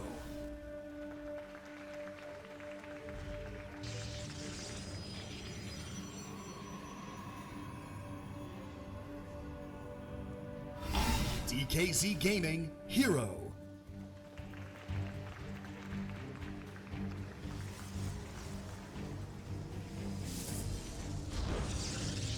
Every time I cast one of Hero's games, I always think back to GSL Super Tournament, where Hero skateboarded to the studio. We talked about this, yeah. And won the Super Tournament and skateboarded home with a big check. He's the And coolest I'm like, person you're the coolest alive. person ever. Can you imagine skateboarding to an esports studio, winning the finals, and then skating home? I'm like, oh my God. With his fat check. With a fat check, yeah. So, it cracks me up. Hero's one of my favorite players, just period. Oh man, we have some. Okay, you're just checking where the core is gonna be. I was like, yeah. So GuMiho's going gas first. Here's gonna go 2-gate. What is this meta? So I want to explain what we just saw there, because I don't think we talk about this really ever, but yeah, it looked like he was going to make a gateway, but what it actually he's doing is he's measuring the space with a cheaper building before the cybernetics core is affordable, to just make sure that the mouse is mapped over the location in the base. But yeah, every once in a while we'll have these ones where I'm like, oh my God, he's going to do, oh no, never mind. Oh, and actually Hero's going to allow this Zealot to complete, so it's a Zealot opening here for Hero. I gotta say, on Alcyone, this is probably the best map to do a Zealot opening, because if you send it beelining across the map, you have these little vision blockers right by the Zealot Watchtower, which are 1 hex. So in a situation where GuMiho opens Reaper and he tries to take down the Zealot, you can see this little choke point right here. The Reaper can never truly kill the Zealot, so you're off to a great start. This Marine is dead, I'm pretty sure. It's gonna have to take the widest turns imaginable. This is intense. Look at this. It's like a horror flick. Yeah, I know. Now he's got. The thing is, he's got to get the keys out of his pocket to unlock the front door. That's the hard part. Okay. He's the one that controls the depot. Oh, he's gonna make it. Yeah, I can't believe he's gonna make it. Go! Wow. Wow. All right. I thought he was dead to rights. All right. This is a great thriller movie. This is a great Halloween season GSL. That he barely gets away. SCV now running for its life. All these Terran units battered and bruised. Cyclone does come out a lot faster than usual, by the way. GuMiho did go for a gas first opening with a Marine. And Hero, are you going to do Hero things and proxy something over here? He's going for an Oracle back at home, pumping out an Adept now. I think you do have to respect the Cyclone a little bit here in the early game against GuMiho, but this is a map with a gold base, and Hero, of all the Protoss players in the world, does not shy away from taking gold bases. So after this 3-gate Stargate opening, there is a chance that we see some proxy shenanigans from him, whether it's going to be an expansion or a pylon with some aggression. We'll have to wait and see. Actually, 3 Adepts in total coming out from Hero, so really an interesting shakeup in the build, but Yeah, looking at this on paper, I gotta say, I don't think that GuMiho is really in any danger. The Cyclone is so good at shutting down this early aggression. I wonder how hard Hero's actually gonna commit it to this, because Cyclones, they pack a punch, man. I feel like all this discovery we've had with Cyclones has been centered around TVZ, so I'm very interested in seeing what it's going to look like in this matchup. And, you know, keep in mind that when you're making Cyclones, you're not making Widow Mines or other stuff that is usually pretty essential in the matchup.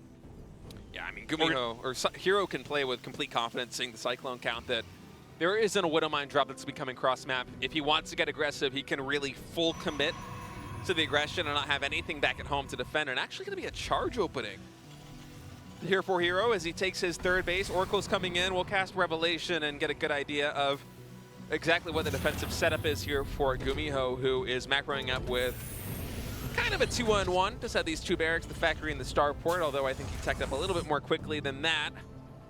And even the Vast Templar Archives here for Hero. Now, coming into this series where we were talking about before the break, how much Hero's been favoring kind of a max pack style of 4-gate Blink aggression in this matchup off of 2 bases, but really going into a very different style to start things off against GuMiho. And I wonder how much of this is him just trying to play a slightly different metagame that he's showing in these online cups, which, I mean, Hero, if you haven't been following the online cups, it feels like he's in the final of pretty much every T Open Cup that we have in Korea. Every single time we have a KSL Cup come through, it's usually a Hero versus Dark finals, which is always a ton of fun. But a relatively big shakeup with Charge coming in before Blink, with a ton of gateways going down. He's not taking the gold base. Instead, he's taking this third base relatively quickly against Cyclones. And very fast Psystorm as well. This isn't a PvT style that I've seen Hero play quite that often recently. Yeah. So, honestly, a bit of a passive game. Now, we are going to see the Terran move out in a little bit here because, you know, at this point in time, it's either you expand or you have to start to attack. Psystorm with the upgrade, a little bit under halfway done, is going to be the most important thing to curb the progress of a 2-base push. Love seeing High Templars just throw their little water balloons on these that's right. things. But yeah, Storm going to be done here in a minute. No shield battery here, so a couple probes will go down. 2 in total.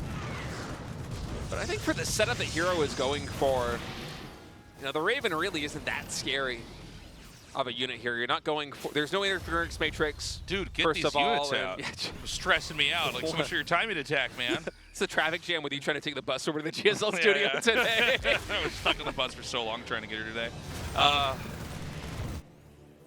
Oracles catching one of this are going to try and get some counter damage in.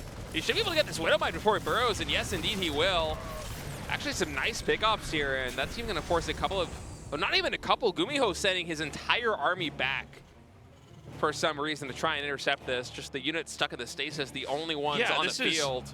You know, well, the third command center has started, so, like, he's not going to try to end the game right now, but I do feel like the rhythm now for GuMiho, it does look a little bit off. Like, why were you about to push out, and then an Oracle flew through your base and killed some stuff off, and you didn't attack, and you made a very late third command center. Feedback on the Raven. Love to see it. No auto turrets getting dropped now, and you know, Hero has had all the time in the world. Should GuMiho have gone for that committed push? No, I doubt he would have been able to get any game-ending damage in, especially against a Protoss with Charge and with Psystorm. But you could have been able to leverage at least a little bit of pressure, but instead we're watching a Hero macro up completely. Medevac comes in. This Widowmine drop is only going to be able to find 2 probe kills here in the natural. In the main base, we'll see how much it's able to get done, but with Hero's control and awareness, I'm imagining not too much. Yeah, we'll just be 1 more probe, but you know, Hero's really firing on all cylinders right now, and he has 9 Templar on the field. And keep in mind, a lot of those Templar were warped in before Storm was even done, so they're starting to build a real bank of energy. And you got 2 of the highest energy Templar coming in, able to drop both Storms and feedbacks on these medevacs. So Hero with just that Warp Prism and 2 Templar are able to deflect that attack on the 4th base. I'm loving this setup that he's going for. He's adding a second robotics facility now. He's building a Robo Bay. He's getting his forge upgrades. He's really filling out his tech, and in terms of harassment, GuMiho's been able to get basically nothing done. Yeah, Hero's going to come and fight back here and should be able to deny that third base or at least force a liftoff. But there's a counterattack coming through here. And I mean, he's doing quite a bit of damage. I think smartly so, GuMiho decides to bail once he sees that he's forced the recall. But not all the units have been recalled. In fact, a good amount could try to intercept this move over here. That Hero's actually sharking on the map. Oh, that's a brilliant storm coming so through. Good. So much damage. GuMiho is just bleeding out army after army right now. It feels like every single trade Hero is taking is a good one. And look at the minimap. GuMiho, he's taken the third command center. It's still non-orbital. There still aren't SCVs mining here. Hero's about to take and saturate his fourth base. I mean, in terms of macro play, this is just insane for Hero. The feedback comes through. 3 Stalkers, enough damage to stop another Widowmine drop. And Hero's basically playing a perfect game right now. Nothing has gone GuMiho's way. Yeah, you know, I got to point this out. Sometimes I don't know if StarCraft 2 is influencing StarCraft 1 or StarCraft 1 is influencing StarCraft 2 because we've got ASL and GSL oftentimes going on at the same time. But in both the StarCrafts, this shuttle or warp prism filled up with Templars is so popular right now.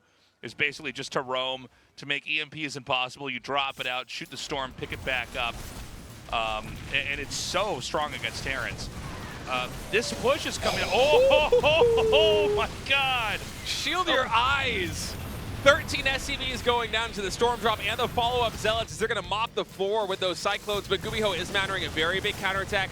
There aren't actually defensive storms available here for Hero, and I think Recall might still be on cooldown, so a bit of a base trade situation could be in the cards, but no, instead Hero, he's going to stay cool, come back to defend. He will lose this one Nexus, but GuMiho, he's got to be careful not to overstay his welcome. Oh, if he's able to snipe that before Blink. Okay, Blink does complete. Yeah, very important upgrade at this moment.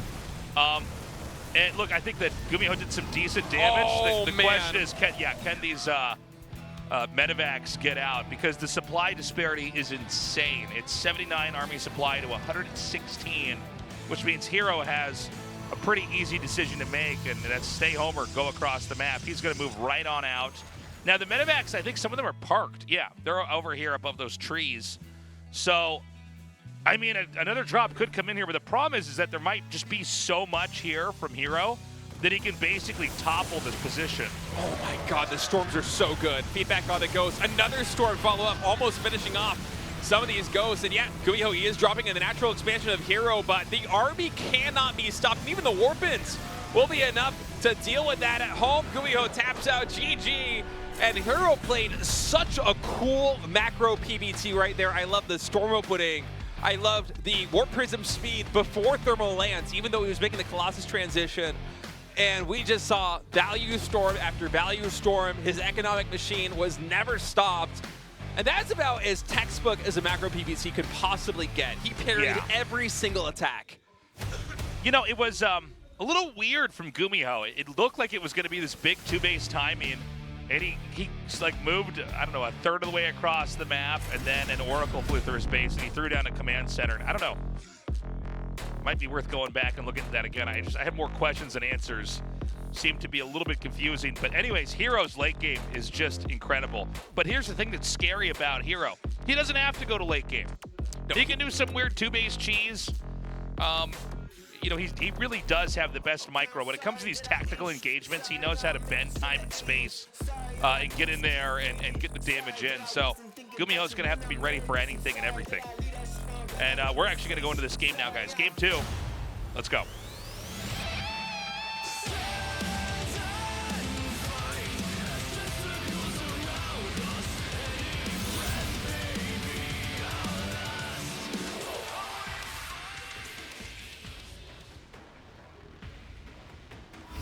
GuMiho.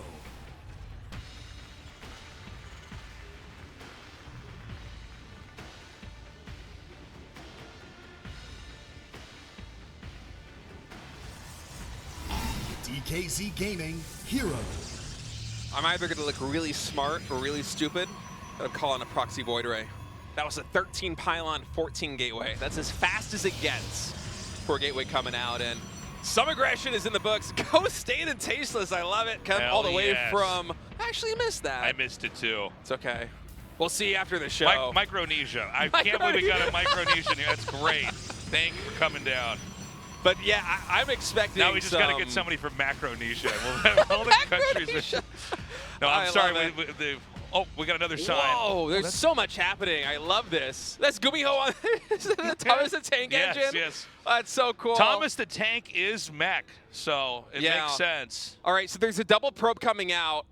I still think this is going to be a proxy Stargate coming in from Hero, but we'll see. This pylon is not quite next to the Protoss or the Terran base, so this really could be anything. But I love that Hero is sending 2 probes, one going into the main base of GuMiho, and GuMiho is going to think, okay, that's the probe that's on the map. But actually, there is a second probe, Tasteless. And there's so much economic sacrifice here. So whenever you see a build where they cut a lot of probes, and in this case, there's 2 probes down on the map, one to make it look like this is actually a normal game. Excuse me. The other, obviously, to build the Stargate, it's going to be put over here.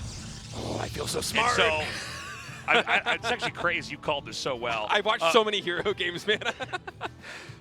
So, you know, if he can get in there and do the damage, he wins. But if Terran holds this, it's usually a pretty perilous mid-game for the Protoss. The Reaper did not scout the Stargate, and I wonder if Hero has some intelligence on GuMiho's scouting pattern, because normally you go for a proxy Stargate like this, you're going to build it into the triangle third of the Terran, but out of the vision if the Reapers just rallied across the map. Instead, Hero going for a position that doesn't have quite as good real estate value. Yeah. It's center of the map. It's going to be rallied in a little bit more slowly, but it doesn't get scouted. Notice on the minimap, GuMiho, he's checking everywhere except for this position. And now finally the Reaper, it's still not going to see it. It's still not going to see it. So some incredible game sense from Hero. This isn't going to be a proxy Void Ray. It's going to be an Oracle, so this is more of a harassment and pressure tactic instead of an all-in tactic. Hero expanding behind it. I love this build coming out in a best of 3, especially once you're already up 1-0. I mean, GuMiho has to be feeling so much pressure right now. Well, the Reaper's going to come forward, and you'll see the Nexus is coming. And we're only moments away from this strategy actually activating here. Is he not making out of the Stargate? He made the Oracle. It's done. I think it's about to head into the mineral line. Okay, I see it now. Sorry. Yeah, these monitors are so small sometimes it's hard to see. I was like, oh no, he forgot to use the building he hit. He just revelates. I guess he didn't find an opportunity to get damage. There is a Widow Mine next to the refinery, so maybe Hero is eagle eye enough to be able to spot that one out. Yeah, I guess I'm a little bit caught off guard. I thought it was going to be Void Rain. I thought it was going to be a lot of real damage, but this seems kind of like a meh. Yeah, I was thinking that too, but it's going to be Stalker Blink after that. No third Nexus. We might have the 4th Gateway. This seems to be more popular in NA in Europe than it is in Korea. But Hero's really the first Protoss player in Korea that I have seen fully embrace the max packs. Ooh. Oh no. Okay, wow. That almost was disastrous there for Hero, but he just has the quick enough reactions. And yeah, there's the 4th gateway. You called it, Tasteless. Actually proxying it here with a Stargate, so everything kind of starting to converge over on this proxy location. And I'm watching the production tab. We don't have any workers in queue right now for Hero, so I wonder if this is kind of a change in game plan where instead of going for a 4-gate blink with a warp prism, you instead have this proxy pylon on the map that the Oracle secures, and you're using the Oracle for the high ground vision to blink into the main base instead of the prism. And so you're kind of arriving at the blink all in a very different way. But you think about the cost of a Robo and a Stargate and a warp prism and an Oracle, they're quite equivalent, right? So this should still pack about the same punch that a 4-gate prism all in is going to come through. And so Hero just going to take that shot there from the warp prism. Oh no, if you lose the Oracle here, he no longer can blink into the high ground unless he adept shades into the position that he's going for right now. Like I don't know, a sentry and tries to make a fake Phoenix, or I don't know. I think he meant to cancel that shade. I mean, that's crazy. Yeah. So it's very important that when you do attacks like this that you get the damage off right away, and sniping the tank is essential. So he's going to get cornered over here. Oh my God. And it always feels like the blink cooldown is really fast, but you can actually see how slow it feels in a moment like that when you get cornered.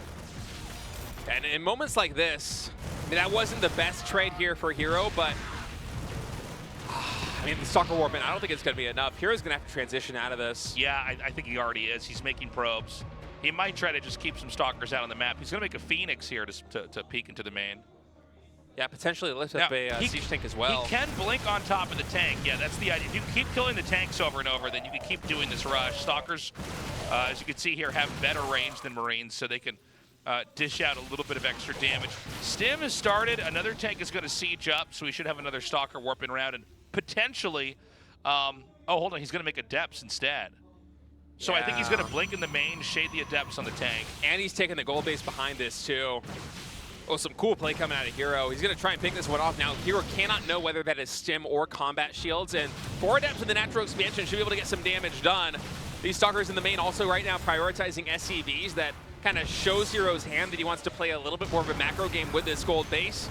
Should be able to get at least 2 of those Stalkers out here with a recall, and yes, indeed, but in total, 8 SCVs going down, so the worker counts, keep in mind, Hero had a big probe cut to get this aggression off the ground. Now they've equalized, and soon Hero, he's going to have that 3rd base. There is no 3rd command center coming in for GuMiho, but GuMiho, this clutch SCV, he scouts the gold base. Yeah, this is huge, and this is a really uncomfortable moment because he sees the gold base being produced before it's even done. I mean, it's just, I think that GuMiho should, in any way, be able to win this game. I mean, this looks very doable. On paper, he's just in such a better spot than Hero. I mean, maybe if Hero was able to snipe Stim instead of Combat Shields, he might have a chance. Yeah. But once the double medevac production really starts to kick in, I mean, we already have 2 medevacs on the map. Suddenly, Stim Marines are one of the most terrifying things a Stalker at this stage in the game can possibly see. They will absolutely chase you down. Now, Hero, he's scrambling to try and defend. He's going for charge. 4 more gateways underway. He did recall, I believe, probes to that gold base. Now he's going to try and come in, and he's hoping again that this is Stim that he's canceling once more, but it's Combat Shield. It's not Stim. And so he's going to find as much damage as he can. But actually, no, look at the minimap. GuMiho, I think he came back home. Well, this is the dream if the Terran does come back home, because you're just going to recall again here anyways. A drop comes in. There are some Stalkers warping in, but this drop is, I think, too small. With the Zealots here, yeah, there's just no way. There's enough damage that this medevac can't heal everything. There is no recall available for those Stalkers. I'm not sure if it's the cooldown from the initial recall in the main base or if it's him recalling the probes into the gold base 3rd, but that's a very cost-efficient army trade now for GuMiho. 3rd command center going down. Hero back at home, throwing down a forge, so he wants to macro out of this, but the push is still very scary. Now, these Marines, they will get 4-shot as opposed to 5 or 6-shot with Combat Shield, so there is a bit more micro potential here for Hero, but it's still a very scary moment. GuMiho at 53 armor supply, Hero at only 36, but if he's able to stop the push coming out from Terran, and actually looking at the Terran army, yes, it is 55 army supply, but I don't think it kind of beats this Swarm Protoss style of Stalkers and Charge Zealots that Hero's going for, and so this gold base might really start to pay dividends. Yeah, you know, the supply in Army earlier on was so different. Earlier on, it was 18 Army supply for Hero, and it was like 40-something there for GuMiho. But what Hero's doing really well is he's just using the Stalkers to blink in over and over and basically keep the Terran off of ever being able to kill off this gold base. And so the gold base has been around for long enough. The benefits of having it have really kicked in, and economically, Hero's in a pretty good spot. Hero's actually taking a 4th base now as well. I think that Hero can actually recover. In fact, he might have already recovered in this game.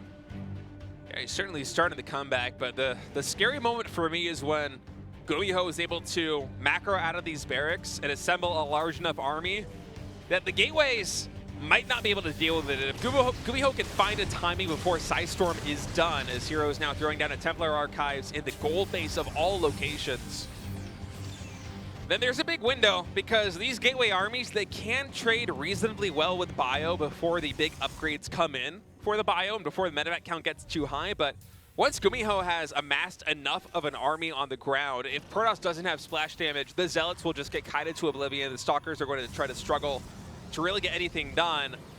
Hero's going to have to really focus on getting Storm done as soon as he possibly can. And you can even see he's feeling kind of timid about that. He's going for an Archon before actually getting Storm, because he feels like his army needs a little bit more bulk to deal with the army that GuMiho is assembling.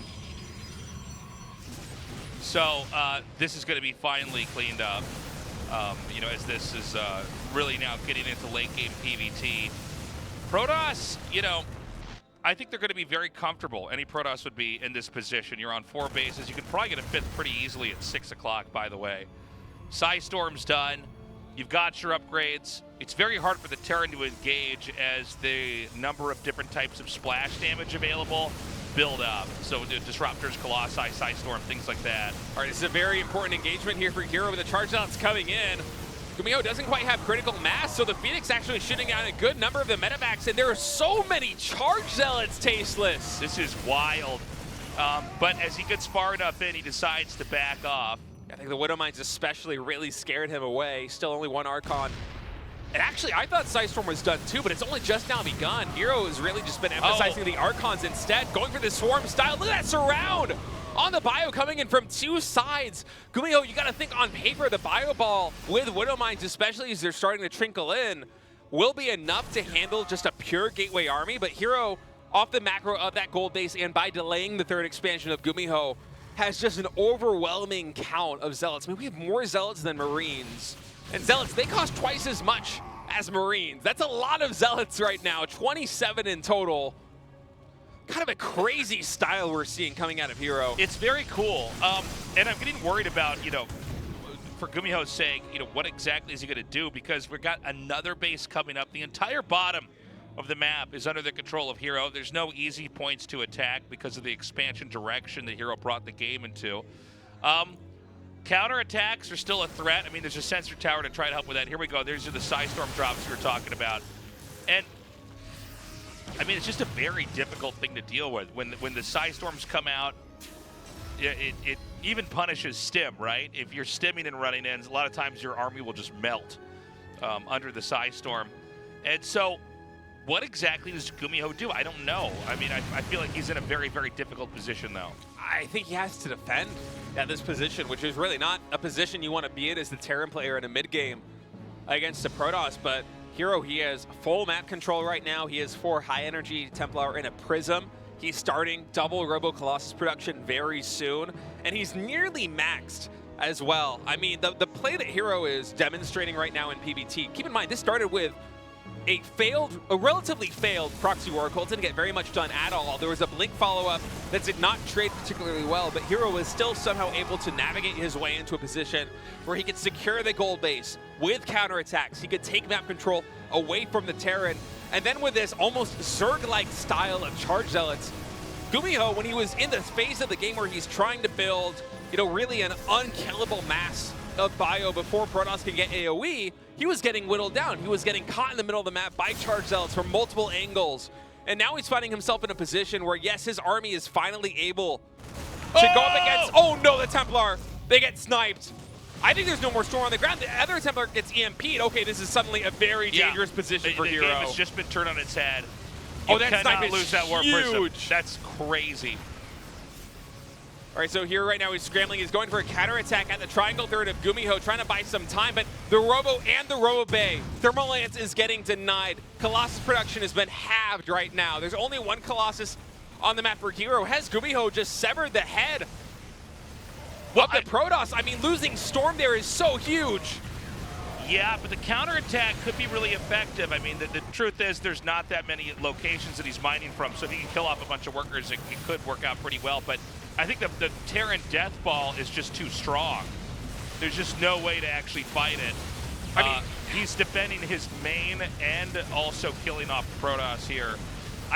Rarely do you see a game in late game where there's one mistake and, you know, where a player should have won, he then lost. But that's what happens when you lose that Warp Prism full of Templars. That was such a 180. I almost have whiplash from watching that game. If that Warp Prism stays alive, then Hero is at the very least able to stall the attack. He had Thermal Lance almost finished. He had double Robo Colossus production in the cards. He had a shield battery that he could overcharge defensively back at home once the Colossus is done with range. Yeah. That's a great position to be in, but he loses the Warp Prism with a 4 high energy Templar. There might have been 8 Storms in total there. And his army supply, excuse me, his army composition with that one move, it basically got knocked back to the Stone Age because Hero, he had no more Templar on the ground except that one Templar at the linear third base that instantly got EMP'd. And Hero, he did an incredible job working his way into an absolutely winning position, but GuMiho, with the most critical catch, able to tie it up 1-1, and now we're going to game 3. All right, guys, game 3 is loaded up. Let's get into it.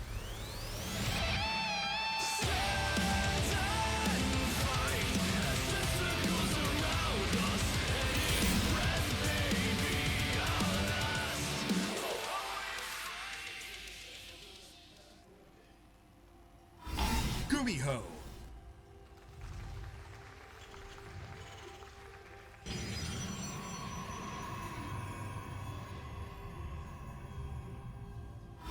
DKZ Gaming Hero.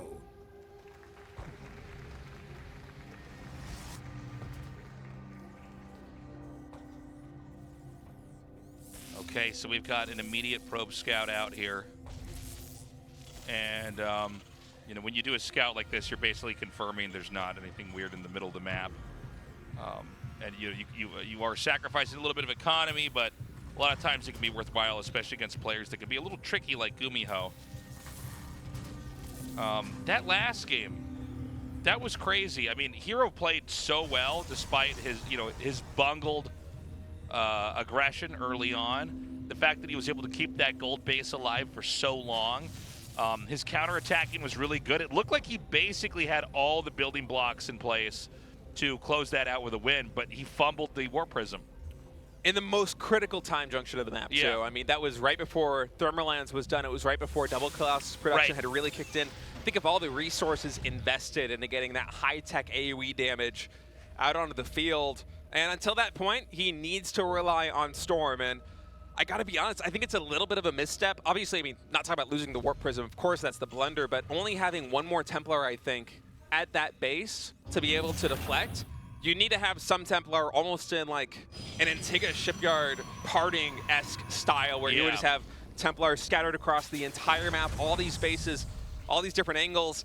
You got to invest a little bit of gas into doing that if you want to be able to have a little bit more stability, because otherwise you're hinging everything on the Warp Prism control and not losing it, because without that splash damage, you simply cannot fight that Terran army. And you know, in theory, if Hero plays that out perfectly, or even if he just doesn't blunder the Warp Prism, it absolutely should be a win. His tech tree was almost completely finished out. He was ahead on macro, he was ahead on bases. His standing army with 4 high-energy Templar and a Warp Prism was so strong, but in one moment, it just got turned on its head. And I mean, you gotta be careful about that as Protoss, especially in PvT. It can be a very fragile matchup at times where if you make one critical mistake like that, it will just completely hamstring you. And so it's crazy to think about the ramifications that one mistake might have on this series, because now instead of Hero instantly setting himself, catapulting himself into the round of 8 with a 2-0 win over GuMiho, suddenly now it's all tied up 1-1, and anything can happen here in map 3. Yeah, I'm going to be happy with whoever advances here, but kind of crazy. You know, you were talking about making like an excess of Templars and hiding them around the map. I feel like what Hero's doing, and I'm going to use air quotes here, he's playing the right way, which is like you just need 4 Templars and don't lose the Warp Prism. But it is true, if you just had the Templars a little bit more spread out, you can always trade out the Storms a little bit more. Especially with a nerf to EMP, it's a little bit harder for the Terran to actually be able to disable those Storms. Although GuMiho, credit to him, he was still able to EMP the last remaining Templar by that base. So a little bit of a shake-up here in this series. I was fully anticipating, with the way that mid-game went, for Hero to be walking to a 2-0 win. And now here we are in game 3. GuMiho going for a Marine drop, not a Widowmine drop. Hero once again opening with the Stargate, that Oracle. Able to spot the Cyclone. And in one of the changes from the patch, of course, that leash range on the Cyclone not nearly as long as it once was, so that Oracle able to escape almost entirely unscathed. Now let's see what the Marine drop can do. The way the pylons are laid out, it looks like the drop is actually going to be on the pylons themselves instead of trying to go in the main where he might have been able to get more higher value targets. I think it's smart too. You know, Phoenixes, you got to be careful, because Phoenixes can just chase you down And I mean, now what? He's going to go inside the main. A third Phoenix is going to be out. He's going to try and find any damage he can. I mean, GuMiho could not have known that it was a Phoenix follow-up behind the Oracle. So he just felt the need to try and get some scouting information, try and get some pressure done. Yeah. But Hero going to be very happy to clean up basically full medevac of Marines very early for free. He lost, what, like a pylon and like some hull damage on a Phoenix? Yeah, I mean, almost nothing. anytime someone, you get dropped and you just shut it down, it's like, okay, well, that's step one to winning. Yeah. There is going to be, it looks like a counterattack. I don't know how committed he's going to be on this, but let's not forget we just saw, you know, a really bad drop that didn't really do anything, and this looks like a commitment to me. Yeah, Siege Tank is lifted up by the Phoenix as Adept focusing down the Marines on the ground. Now the Stalkers will be able to disable that Phoenix with a Graviton Beam, and that's a nice trade that for was Hero. Crazy. I actually love that for Hero. He, at the end of the day, what did he do? He traded out a handful of Adepts and some hull damage on his Phoenix and on his Stalkers to kill even more Marines and to reset the Siege Tank count of GuMiho. And let me tell you, if you're playing this kind of Phoenix style on the ground in PvT, one of the scariest possible things to deal with is a Siege Tank push with a healthy number of Marines to guard against the Phoenixes. And so to be able to continuously reset the Marine count and the Siege Tank count the way that Hero did, you're starting to feel some momentum. But this drop in the main base, getting unscattered with the Phoenixes all the way across the map, GuMiho with a rare chance to get some counter damage in. Yeah, the Phoenixes need to scuttle back home right now. There's also a push happening on the map. We're watching this drop now, but if you look at the middle of the mini-map, yeah, there it is. It's possible that you know, Hero is thrown off balance here with this. Phoenixes should be able to get that mana back, so only one left to heal, but as I said, these Marine Siege Tank pushes, they are very hard to deal with before Charger is done. Well, he has to decide, does he want to give this Nexus up or not? Combat Shields is 10 seconds out. He's waiting for Zealot legs. Yeah. I mean, you just don't want to take the engagement. He at least got some pro production out of that Nexus, and if he's able to take a favorable engagement here with a couple of rounds of Zealot Warpins with charge finishing up, then, you know, I mean, you wipe this army and suddenly get map control. Okay, here comes Hero. I love the Guardian Shield being able to deflect most of the damage from these Marines as Zealots get traded out with Marines relatively efficiently there. Another Warpin is going to be needed. Hero sent those 4 Stalkers cross map to be able to intercept any reinforcements coming in from GuMiho, and now GuMiho wants to retreat, but keep in mind, he lost one of those medevacs already. There are Phoenixes and Charge Zealots out on the map.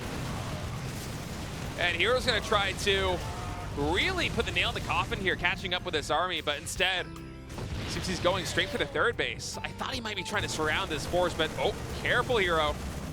Yeah, he's going to come up. I don't think there's enough to fight, but Hero thinks otherwise. He's going to warp in more Zealots, which is always a telegraph that he's going to actually try to attack and dive in. The tanks are not picked up by the medevac because the medevac is shot down.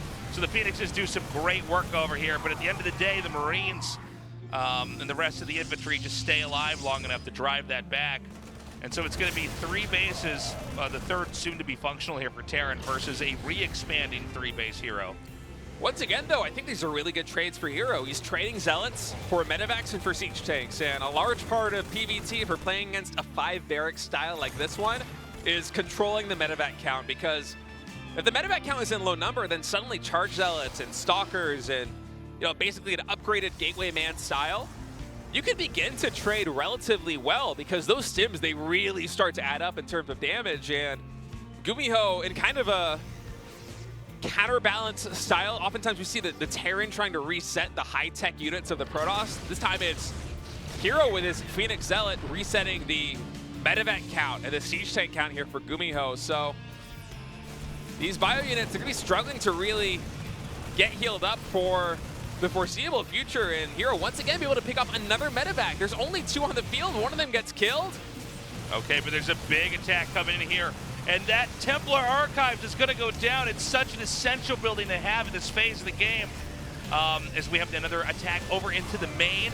The probes are pulled. I just don't think there's enough here for Protoss. Keep in mind, though, only 1 medevac. This bio ball is getting dangerously low on HP. The final medevac does go down. There should be enough here for Hero to clean it up. All those Stalkers just barely missing out. The bio is so low on HP.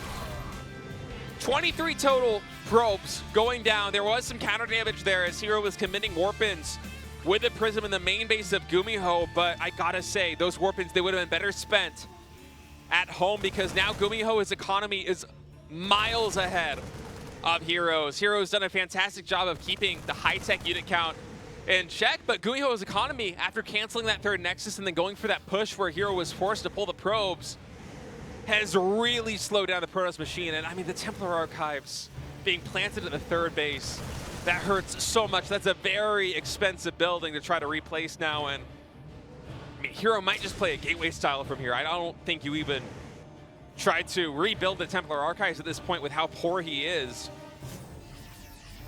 This is a crazy game. Crazy series. Yeah, it's been so fun to cast. I think GuMiho should have the tools to navigate this to a win.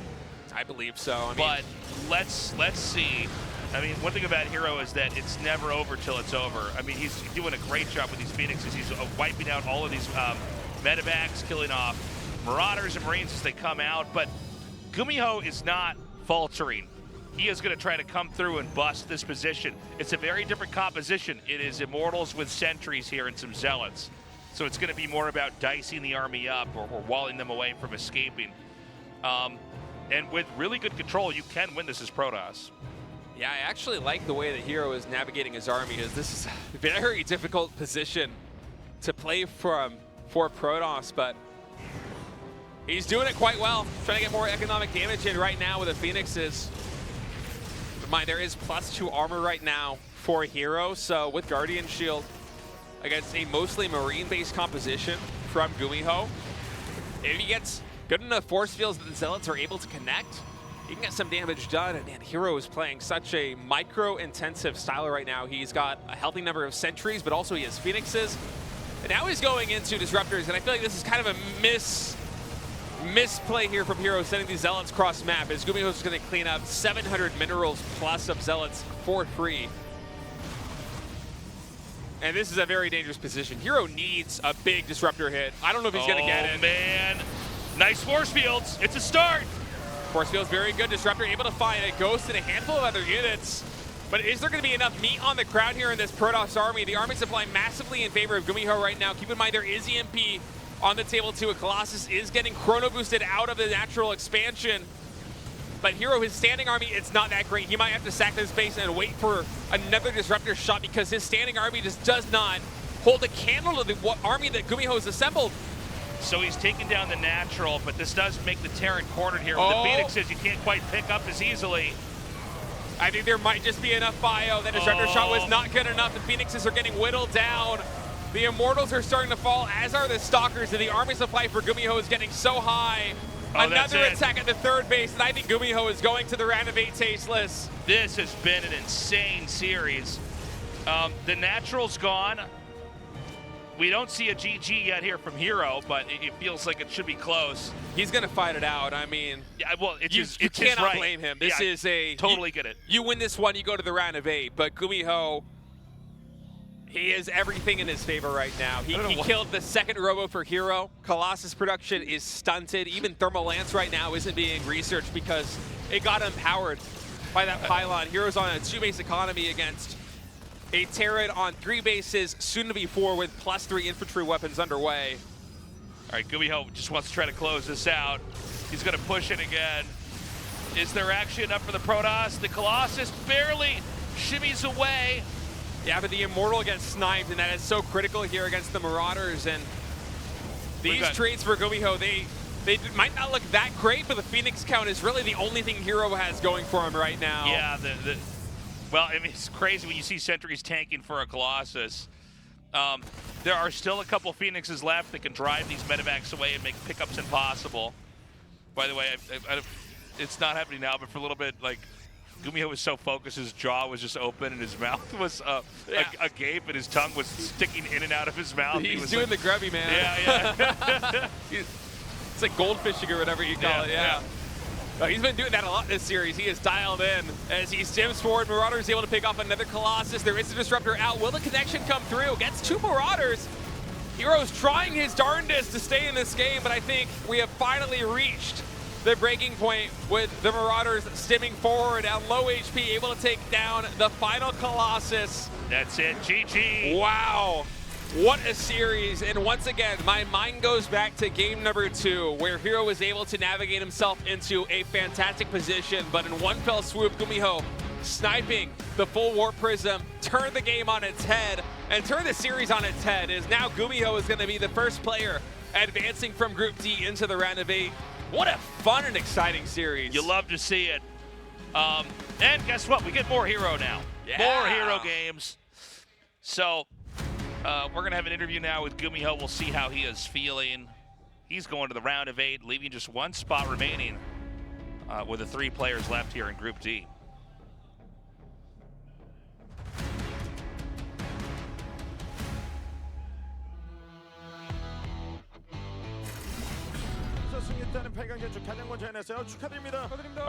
Congratulations, GuMiho. Thank you.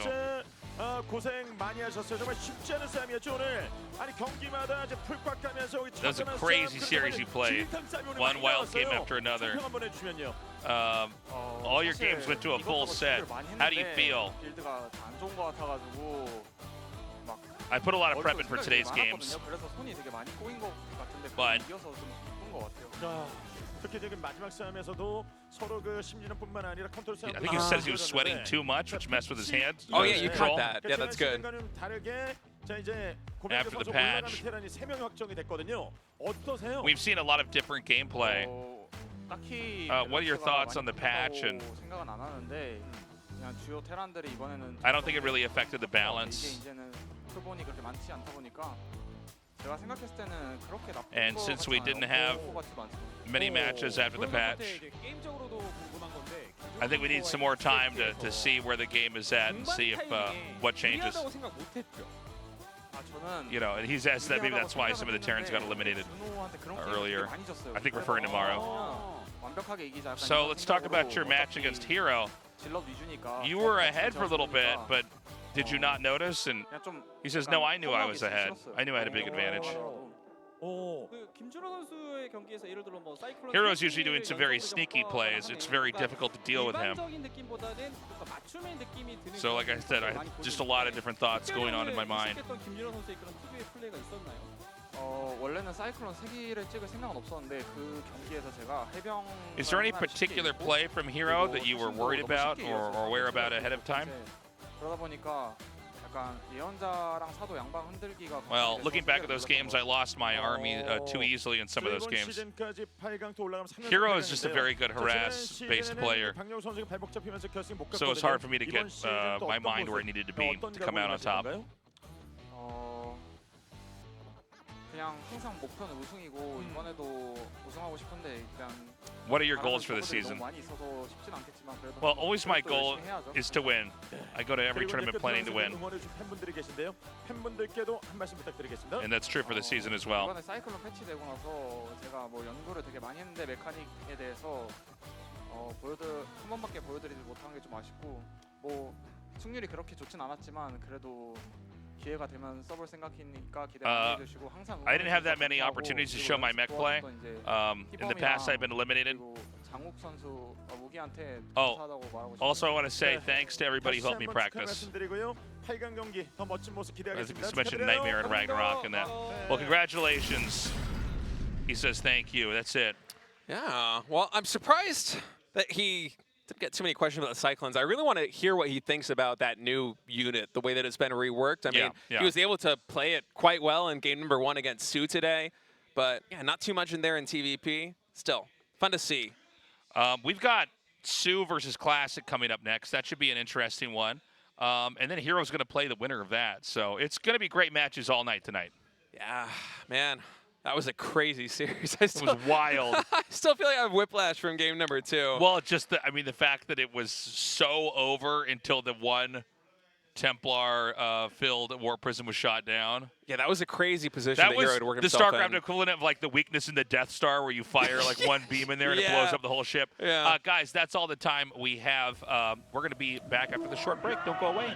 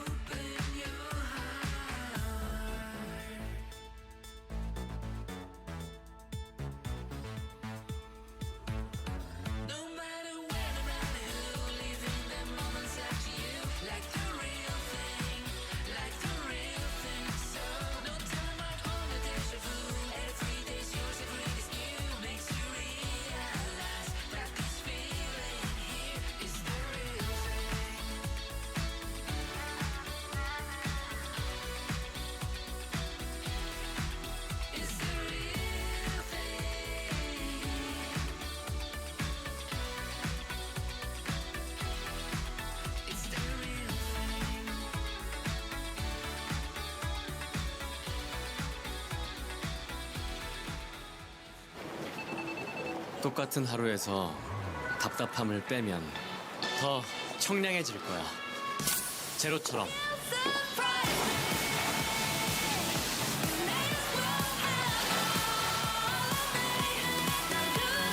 우리 없어도 되는 건 빼고 살자.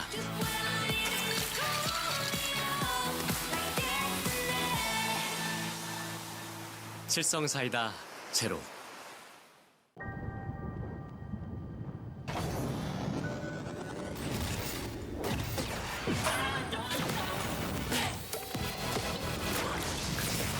우주급 텐션 최고의 토킹 핫식스 터킨.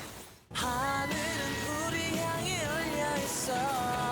그리고 내게 청량한 이 순간 칠성 사이다로부터. 함께 서 있는 그너는 푸른 칠성 사이다. 똑같은 하루에서 답답함을 빼면 더 청량해질 거야. 제로처럼.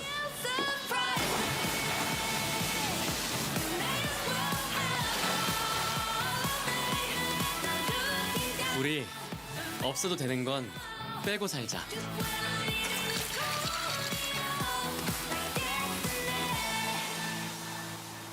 칠성 사이다 제로. 하늘은 우리 향해 열려 있어.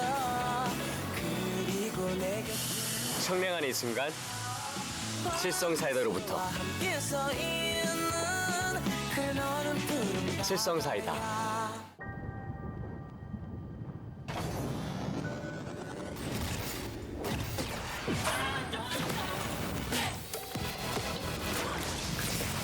우주급 텐션 최고의 토킹 핫식스 터킨.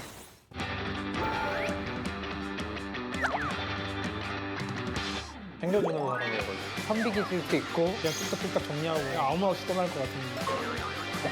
게임으로 리더에게 바탕이 안 맞는데. 게임하는 게 좋아 안 들어가지고 게임도 똑바로 했으면 좋겠어. 표정도 애들 다 웃고 있는데 인상이 되게 살벌하더라. 착한 척 하면서 상대는 많은 걸 품고 있거든요.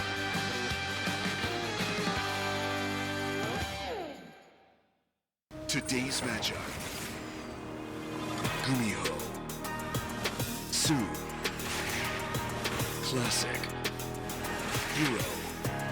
Round of 16. Group D. Africa TV, Freak Up Studio, live. 2023 GSL Season 3. Welcome back, everybody. We're getting ready to go to the elimination match between Classic and Sue. The winner will move on to face Hero in the final match of Group D, and we've had some crazy games so far. If you're just tuning in now and you missed GuMiho versus Hero, absolutely go back and watch that series. It was a thriller from start to finish. GuMiho as well against Sue, and the first series of the day showed some really creative builds, really showcasing the new Cyclone, the new version of Mech, but now we have to see whether Classic or Sue are going to be able to pull it together to come through against Hero in the final match. And I got to say, Sue in that ZVT series against GuMiho, against some really difficult builds, he played very well. He's looking to be a lot more solid than he was earlier on in the series. Seems to be regaining his form. Whereas Classic against Hero, that one went all the way down into game number 3. It was a very close match from start to finish. And it feels like we have these two veterans kind of re-entering the fray here in Code S and regaining their original form. It's an exciting time. Man, it was such a great series that we just had back there. I'm excited to have more Hero games coming up. By the way, Sue looking pretty good. Yeah. He has a real shot. He's still got it. He's going to be going up against Classic. Classic narrowly lost there to Hero earlier, but sad to say, one of these two guys is about to be eliminated. Wonder who it's going to be. I'm really curious about where Sue's ZVP is at, because he seemed to play so well against GuMiho, one of the best Terran players of the world. He got a round of 8 in Season 1, a round of 4 in Season 2, just made himself another round of 8 player against Hero of all players here in Group D. So if Sue can kind of show the same prowess in ZVP that he showed against ZVT, it's possible that he advances out of this group. It's possible he takes down Classic. It's possible he takes down Hero. Yeah, this has been such a fun night so far. Well, let's get into this PVZ, see what Classic has to show us about the matchup. You know, we've had these adjustments in the game. We're still trying to get our arms around, you know, what has truly changed in the meta, what is simply speculation, what is maybe a needed growth spurt in one race to overcome another, and what's actually just still the same. A lot of times you'll have things that you think change the game entirely, and people play like it, but then it turns out it's not as big of a deal as you thought. Yeah, PvZ doesn't feel too different. There is some more room for Hydra timings, but I don't know if Su's exactly that kind of player. When I think of Su, I think back on his more defensive, almost like the stats of Zerg, kind of a defensive macro-based Zerg that likes to consume the map and maybe not play for the late game like Dark, but try to dominate in the mid game with a huge economy. So we'll see if he decides to use some of these new benefits of the patch, goes for a Hydralist timing, goes for something different. Classic, again, just a legend in PvZ, one of the best players in the world for the majority of his career. Is he gonna have the skill to come through against a legend in Su? Let's find out.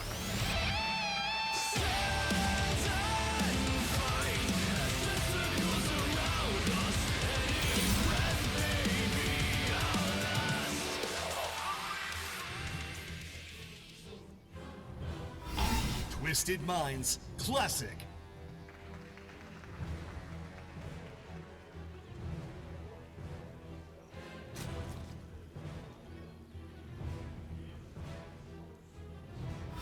Guangdong Freaks Su.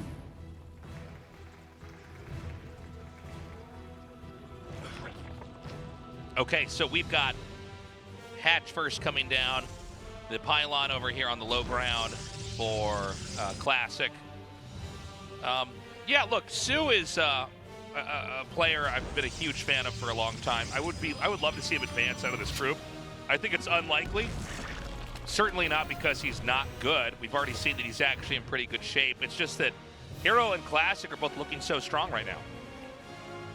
Yeah, Hero seems to be in really good form. It's kind of an upset, in my opinion, that GuMiho was able to beat him 2-1 in the winner's match of this group. I think he still is the favorite to advance in Group D against either Classic or Su, but I really am curious about where Su's at in ZVP. It seems like he's coming with some builds prepared. He went for a kind of offbeat opening with a 14 hatch before Overlord and then Extractor Trick to get another drone out, throwing down the pool. Just making sure that it's not possible for Classic to get cross-map in time with a Probe Scout to actually block that hatchery. So certainly some preparation coming in. The question is exactly what kind of mid-game he's going to play for. Now, in Alcyone, you do have that gold base. And this is also one of those maps where a lot of players like to expand. If you're spawning in the top right side, you like to expand towards the top left. Same way in the bottom left, and that can lead to some kind of funky situations where you're both expanding closer to each other, and it can make the game a lot more tumultuous in the mid game, where if somebody just wins a fight, then suddenly the reinforcements can rally across fast enough to truly end things quickly. But we'll see if he decides to play that way. You know, Creator kind of gave us a clinic in PvZ on this map with his games in, I believe that was that Group A or Group B? I can't quite recall. It's all kind of a blur to me, but showing some really fantastic PvZ. I want to see if we're going to have more of a turtley PvZ from Classic or if it's going to be more of a timing attack based one. It did seem like earlier this year the passive PvZ had some success in the year before as well, but it's hard to pull off. But it also seems like lately we've had more success with some of these timing attacks. People have continued to be creative. And I think the Zergs are, you know, a little bit more uneasy, especially when you get these changes. Whenever you get a patch or any kind of changes, I always feel like that can affect the defending race first. Yeah. And in many matchups, one race is defending, the other's attacking. And, you know, as the game ages, usually the defending race is mapped out almost perfectly exactly how to hold something. But when you have a couple stats change, things are nerfed or buffed, that's when it becomes shaky territory for the defender. Classic really messed up his wall, by the way. Yeah, the wall is awful. The feng shui of the natural expansion is really bad. Oh, Classic actually going for a double Adept harassment with this one. I like this. Imagine if that first Adept didn't take so much damage from Su's, you know, really impressive Queen control. Already, Classic able to get 3 drones and still survive with 1 Adept is a pretty big win here for Protoss as the third base is coming in. Now the Oracle going to find here Actually, Queen's a little bit out of position, so Classic should be able to get 3, maybe 4 drones. Doesn't go for the 4th one, but in total, 6 drones this early. That's a very nice catch, and behind it, no pressure really coming his way. Spore Crawlers are now coming in for Su, but quite delayed. And so you have to wonder whether this follow-up Oracle coming in as Classic even pumps out a 3rd one now from the Stargate. You find watch some that, damage. That ugly Wallen is going to save him later on when Lings try to come by. He's going to be able to build a pylon between all the pylons buildings. and force fields that can block in there in time. There's even an X-ray machine they got to run through to check the Zerglings for weapons. You get everything in that entrance. Yeah, well, Classic's going to power up in the most standard way with a Twilight and Forge follow up from these 3 Oracles. And he's going to let the Shade complete, not seeing very many Lings at all. So drones are going to get pulled. At least 2 more drones should go down. Classic, it's hard to micro and actually pick off the low HP drones when they're all clumped up like that. So only getting 2 drones instead of 3. Now I'm wondering if he's going to die because he did scout. He reconfirmed there's no Spore Crawler here. And the natural expansion, so actually going for the Queens. I love this play. Gonna micro one of these Oracles back. With no Spore Crawler like this, I mean, this is a style that you can play as Zerg, but your Queen placement has to be completely perfect. And so Classic just kind of able to pull Su apart in a really magnificent way, finding so much damage. Now there is a Link counterattack here, so it's not just Classic being absolutely abused in this game. Surprising there isn't a shield battery here. You usually get that one set up for the initial pylon. So a Stalker, 4 probes, maybe even a Adept going down. That's solid counter damage coming in from Su. So we have a lot more gateways coming through, +1 and Blink. No robotics facility just yet, so maybe a bit of a hero-esque style coming in. You beat me to it. That's what I was going to say. It's my line if I say it fast enough, Tasteless. You just got to stay ahead. But I think, yeah, 100%. He's going to be able to apply pressure and probably expand with the Zerg. Although, actually, I guess he's got enough Oracles. For a second, I thought he had only those 2, but he's got even a little bit more than that. But the combination of Oracle Stalker, this was like a crazy thing that happened a couple GSLs ago where Hero just sort of relied purely on micro and the fact that Stalkers can blink away. And if you do end up committing down on the Stalkers with Zerglings, the Oracles can melt the Lings. And it makes for a pretty frustrating game from the Zerg. Yeah, Classic. It seems like he is throwing down the Robo, actually getting a 2nd Robo now in a Robo Bay also underway. So this is going to be the full committed Stalker pressure that we have seen from Protoss players in the past, especially in Korea. Instead, it feels like Classic might be lining himself up to something like a 4 Colossus timing, but we'll have to see exactly what his game plan is. There are still many branches through which the game can go, as the Adept in one of the funkiest Wallens I've ever seen, just continuing to hold down the fort. And Su back at home throwing down a Baneling Nest. He looks like he's going to try and play a Roachling Baneling style, which is really powerful in the mid game, but I feel like Classic is one of those players that isn't going to flounder too much on the defense. And if Classic can effectively parry this aggressive style that Su seems to be building up for, it could be a really tough position for the Zerg, as Classic now moving across the map, able to clean up the most forward creep timbers. Even these Oracles coming in, getting another Queen. Classic is playing very well this PvZ, I gotta say. Yeah, I mean, it's not a good sign for Su because a lot of these little engagements where the Protoss comes out ahead result in a push from the Protoss that just flattens the Zerg. Oh. Classic's going to be taking the 4th base too, Tasteless. Yeah. Gold base and 4th base. So this could be a game where we just see Classic slowly tighten the noose here on Su. Infestation Pit coming in for Su, so it seems like he's not going to hard commit to this Roach Ravager style, and man, really good control from Classic right here, blinking back. Good dodging dodge the of biles. Just a gentle glide out of the way of the biles. And, you know, I got to say, I think the Stalkers are going to be pushed back a decent amount. But keep in mind, you know, especially with the gold base and the boost that gives you, how many more Warpins we're going to have. Stalkers after Stalkers after Stalkers coming in.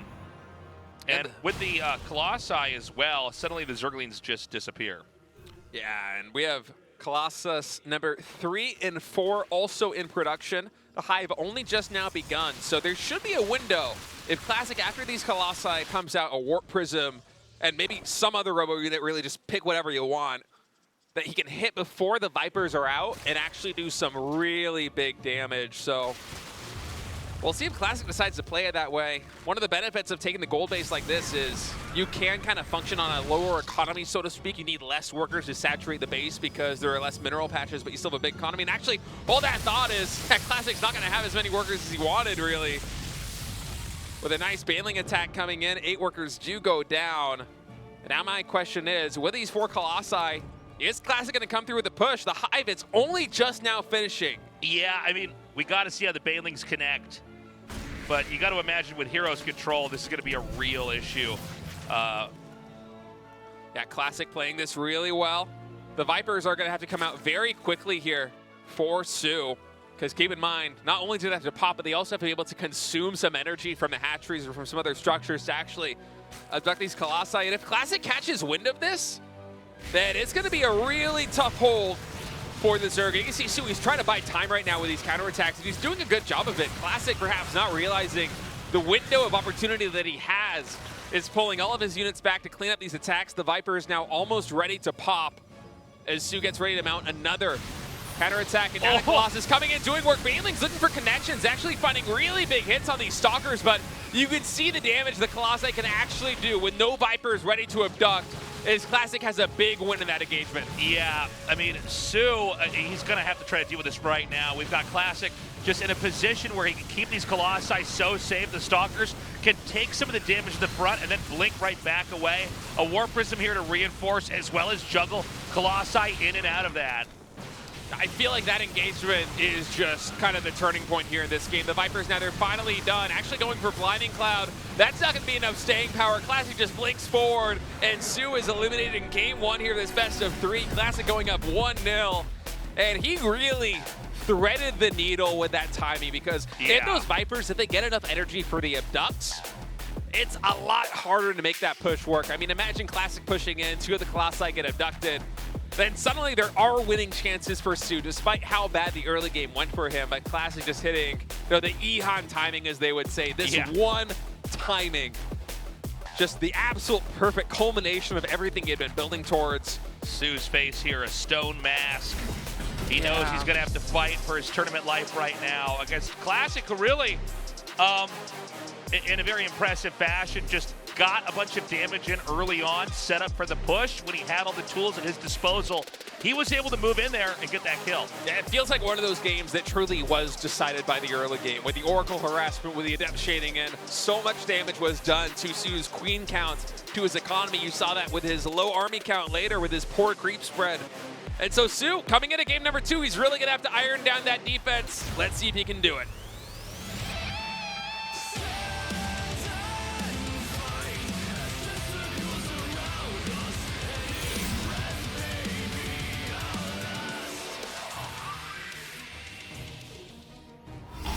Twisted Minds Classic.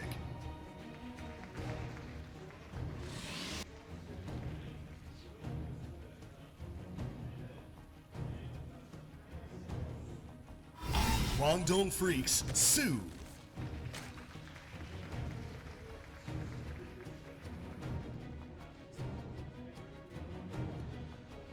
Okay, quick probe scout coming out here. Cool to see Classic able to use that hero style so well. Yeah, with the Mass Stars. In fact, at some point in time in that cast, he turned into hero for me. I started calling him hero. And I'm like, wait a minute, this is Classic play. Like, we talked about a hero did this, and then I think switched the player names out. I'm like, well, he's playing today. Well, it's but not this game. But yeah, it's one of those situations where, like, if you hide the players playing, you just take a screenshot of the mid game. There's 3 Oracles killing Lings. Stalkers are blink microing. They're denying the creep spread. They're getting good trades against Roaches and against Lings. It's like, yeah, that's hero. It's hero watching play. Classic is really showing how much he has improved. He can, draw comparisons like that in our minds with arguably the best PvZ player in Korea right now in Hero. Just a really fantastic game, and I'm especially impressed with how well he was able to navigate that early game harassment, because it felt like he never missed a beat. He came in with the adepts time and time again. He was able to find constantly the correct angle to pick off drones. And when he was doing that behind kind of the veil of the adept harassment, he was also scouting the queen positioning because he was noticing that the spores weren't made in every single base. And so he sees the queens and he's like, okay, I have an avenue of attack here at the natural expansion. Those queens are going to have to go inject or spread creep elsewhere on the map. I'm going to come in with these 2 oracles at this one angle and get even more damage done.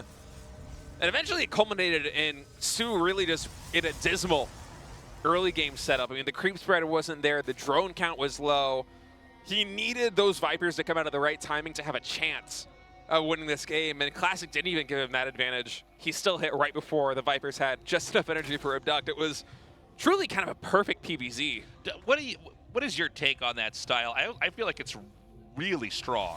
The Mass Stalker Oracle, and then you could tech into, you know, like he did Colossi in that game, but I've seen Disruptors as well. I feel like it's probably the most stable and best way to play a PvZ, but also, I mean, these 2 Lings going to come in and get a really good scout. It's Classic with his adepts all the way far forward. So you're going to see the Stargate, but going back to what you were saying there,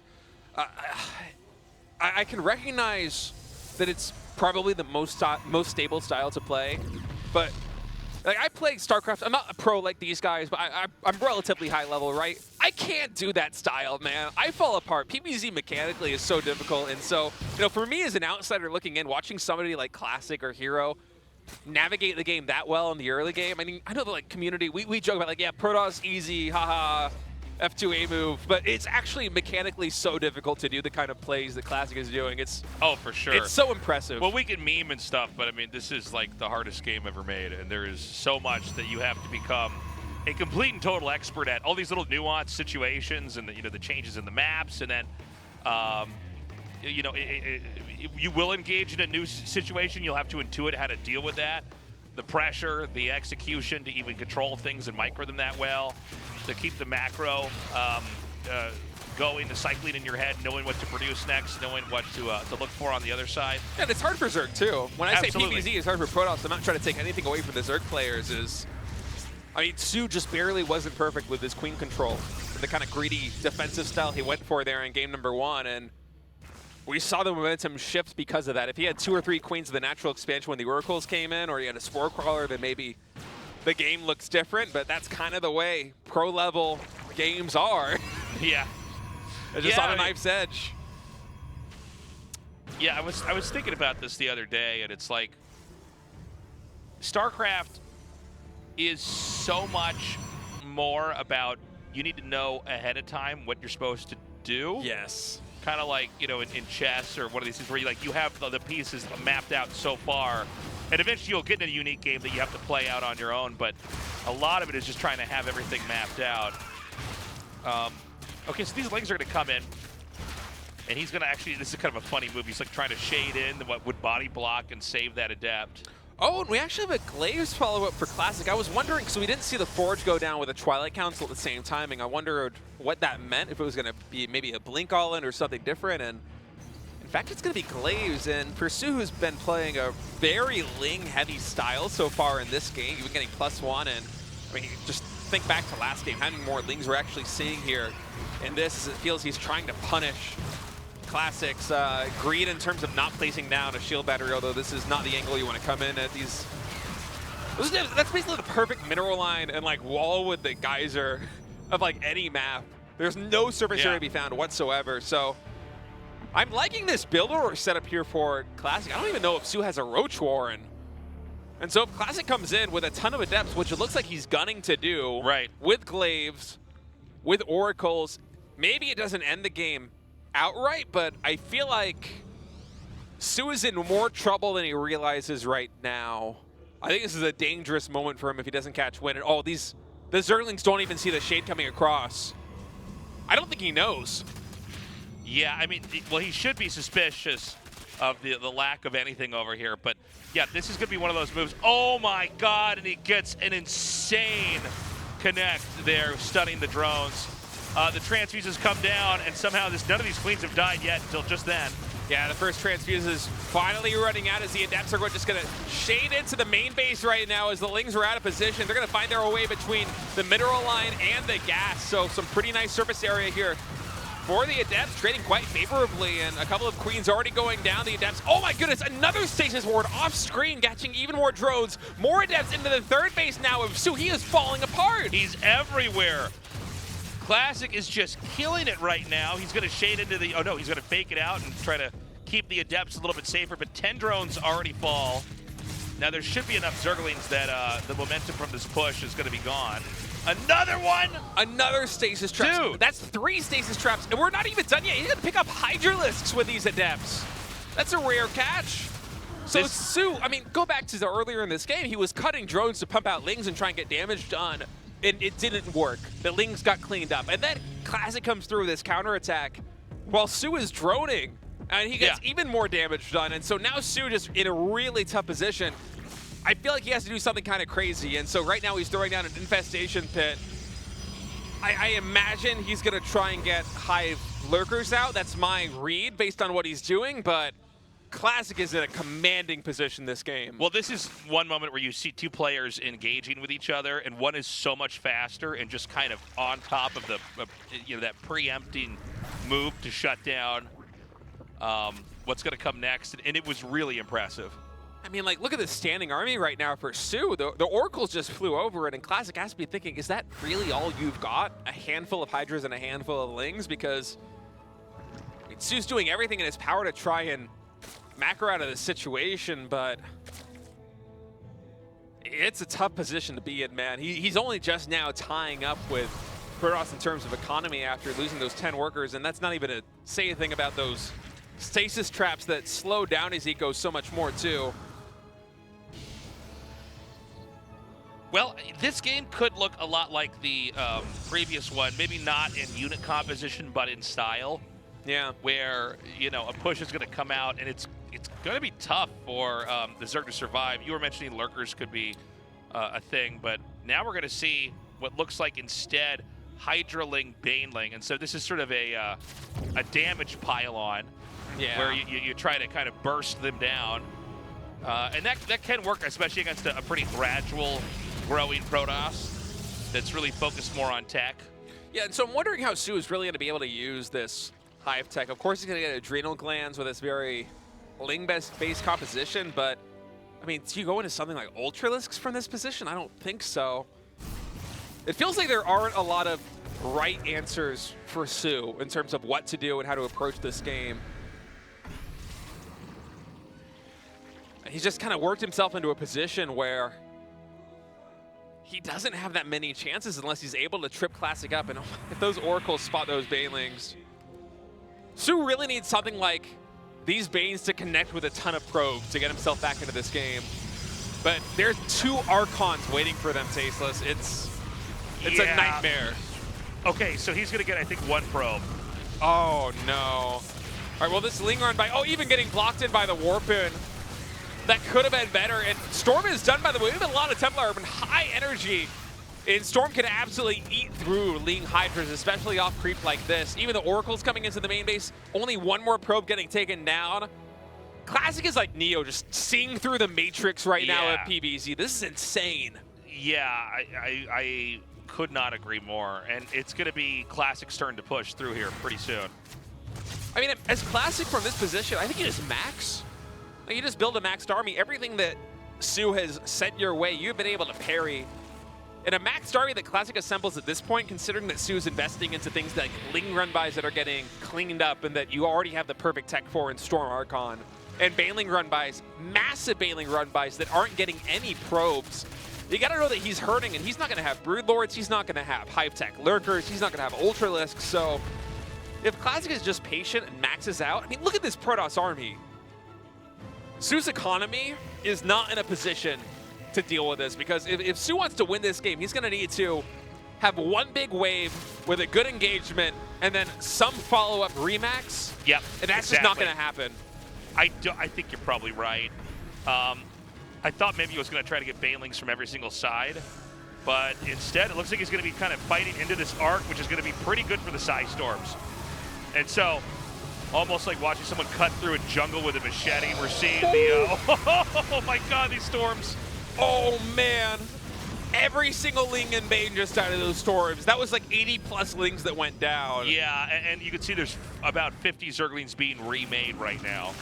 Now, Protoss did lose some stuff back there too, but they could, Classic could casually reinforce this with ease. You know, he's got the Warp Prism right there. Another set of nice Ice Storms. Keep in mind, there aren't any Banelings here. I guess Blinding Cloud actually forces the Immortals forward, so the Lings are able to clean them up as Classic overextending maybe a little bit here. Orphan now coming in. Su might be able to clean this one up. Very impressive. Yeah, well done by him. Unfortunately, this hatchery is not picked off here for Classic's sake. This is kind of wild. I guess the Archon's just going to walk away. Which one do you like more, the Archon or the Immortal? You got to pick one. The favorite child. Yeah. But despite Su barely holding off there, what does he really have going for him, you know? Yeah, well, this is the thing, right? Like, think of how many Banelings were made back there. Mm-hmm. The Zerg is going to have, I mean, that was all of the gas that was mined for that entire game spent on those Banelings. Now, look, Su did not lose bases, so that's a pretty big deal. Yeah, I don't think too many workers went down either, but still, he's behind an economy compared to the Protoss, who is a couple of workers ahead. And, you know, the really scary thing for me right now is Su. I think that he thinks Classic is far more committed. By the way, this is such a smart read by Su coming in to try and intercept this. So he's going to probably just leave that there for now. Yeah, I think he just park it. Actually surprised he didn't get, like, try to abduct it with a Hydra or something. Yeah. But what I'm worried about for Su is that I think he believes Classic was more committed to that attack than Classic really was, because he's going into Greater Spire against a Protoss that is starting their carrier transition. Right. And Broodlords do not beat carriers. I think actually if you open the help menu in the StarCraft 2 client, it will tell you that Broodlords are very bad against They carriers. need an upgrade where they can fly even higher in the air so they can shoot down onto the carriers. That's what I'm waiting for. They should be able to do it on Oceanborn, man. We see like probes die and their corpses just go flying all the way up into the ceiling. It's got to get a Broodlord low enough HP that it has like the buoyancy to fly to the top of the map. Well, the game quieted down a little bit. We're getting to a much more sophisticated tech for the Protoss. The mothership is... the mothership? Mothership, yeah. This is the first time I think we've seen it in this season of GSL Code S. That is this might 300. be our first mothership cast, to be totally honest. Yeah, this is 300 invested. It is 6 supply instead of 8 supply. The mothership, if you missed the patch notes from a couple of weeks ago, it did get a rework where it is cheaper, not exactly as effective and as massive, but it's more mobile. Its abilities are instantly available from the get-go, and you know, this could set up for some really cool plays. I mean, keep in mind, the Mothership has one of the best recall abilities. It's a much better recall than the Nexus recall, because the Mothership, it casts the recall, it can still move while the recall is happening, so you can almost preempt it. And for Classic here, this might be a situation where he sends the Mothership around the corners of the map into the main base of Su and recalls, gets some critical damage done on the infrastructure, and then recalls back home through the Nexus. There are some really fun plays you can do with the Mothership, so I'm wondering how he's going to use it. I mean, even in a straight-up battle with the Time Warp activating more rapidly than it used to, it has a lot of power, but I feel like we're kind of about to reach the breaking point here with Su starting to siege down this expansion for Classic. Meanwhile, there is a big Zealot run by at the 12 o'clock position. Not a lot of anti-air here for Su, only one Viper, so a couple of Abducts available. Oh, it gets fed back. The storms are really good here. Yeah. You can see the carriers are starting to be able to advance. Look at that Mothership. It's so much faster now. It's like a just beautiful frisbee going through the air. Beautiful frisbee. I love that. Time Warp actually getting casted right now. I don't think it actually triggers on air units, but Classic is undeterred anyways. The Corruptors get cleaned up by the carriers. Zealots continue to do more damage at the 12 o'clock position. I think Classic is about to close out this game and meet Hero in the final match. Yeah, I think Su is in a lot of trouble. Somehow, once again, the hatchery is this one going to get saved? No, that one goes down. I mean, there's just so much damage getting done right now. Yeah. Classic, I actually expected him to move across the map and try and end the game, but it seems like he's doing the very safe thing and being patient because he knows he's in a completely commanding position. But for Su right now, I'm not sure what you do to play perfectly to try and come back. I mean, the odds are really stacked up against him. You're against a 5 base Protoss with a almost full carrier transition. With multiple Templar out, these Zealots are going to barely, I think, miss getting this hatchery. Eventually it will go down. The Lings are going to have to work on those cannons before they can even get close to that Nexus, and that gives the Protoss enough time to do a recall and chase that away. Yeah, by the way, the Mothership died in that fight, and the fact that it's cheaper now and also builds so much more quickly means that it is already back on the field, which is really cool. How active you can actually be with this in terms of survivability, you know? You can really just trade it out and just kind of bring it back if you're in a position like Classic is. Classic just really taking his time here. We're going to have the next wave of 2 Zealots come up and try to get this hatchery. Will we ever get our closure and have this hatchery get killed off or not? It's actually really funny seeing like 3 Broodlords trying to chase down 4 Zealots on the top side of the map. Keep in mind, the other hatchery, it did get taken out, so Su's been on like a 4-base economy basically this entire time.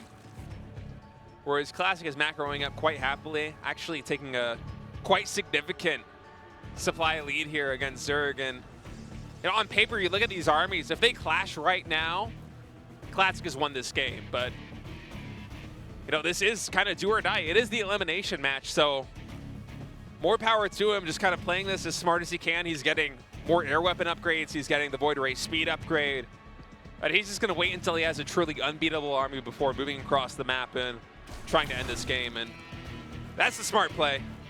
That's the championship caliber play where you know you have the win in the bag as long as you do the safest possible move. And are we going to get a closure tasteless? Please! Oh, the transfuse! Oh, no! my God! But hey, it's setting up for this play right now. This hatchery is becoming a seasoned veteran of the game.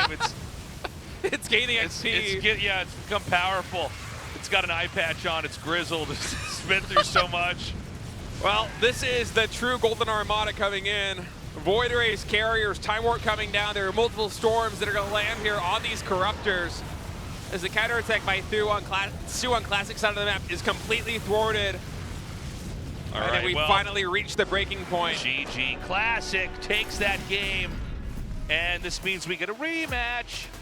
Classic versus Hero. Very, very cool. Classic versus Hero, really anything can happen in that best of 3 too, but man, I gotta give props to Su coming into this. You know, he's a player that's really been struggling to get his footing again, especially in Code S since returning from the military, but every iteration that we see from him is just continually getting better. He had a great series against GuMiho. Even against Classic, these games, you know, he didn't have the best starts, but he was able to fight back and really draw it out. Yeah. I think eventually things are going to come together for Su, and I mean, you can see these veterans, they have a lot of respect for one another. Yeah, well, they've all been battling it out for over a decade of this game, you know. They've made history together, and so you can see the smile on Su's face. Up next, guys, Classic vs. Hero, the rematch to see who will get that final spot in the round of 8.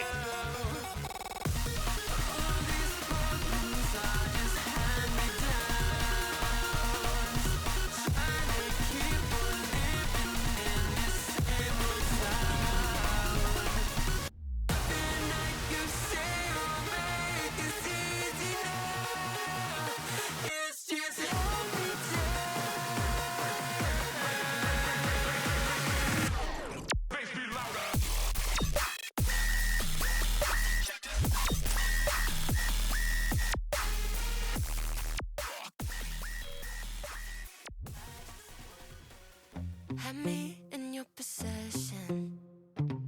Had you swimming inside my affection. But with you, I came second. So I cut off the connection. And now you're calling me. Holding your heart there inside your hands. You say I'm where you wanna be. But you're out of chances. To come back, crying over the love that you had. Maybe nice try, maybe next time you'll hold on to what you have. No, you don't get to show up, teary-eyed saying I'm all you want. Maybe nice try, maybe next time you won't sleep on a good love. Keep on talking, but I'm already gone. You had your shot, but you went about it all wrong. Tried to pull you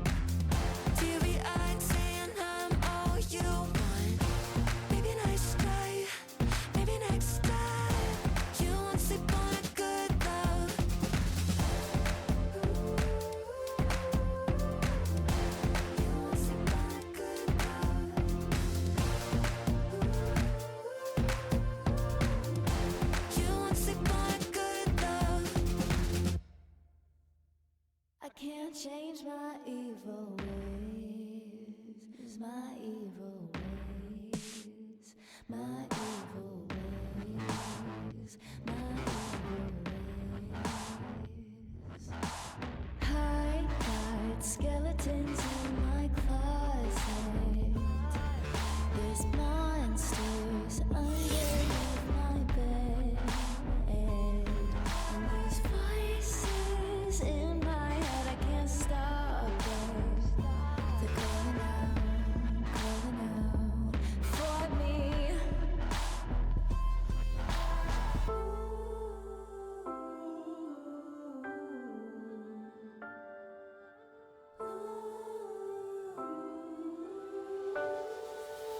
Welcome to my dark side.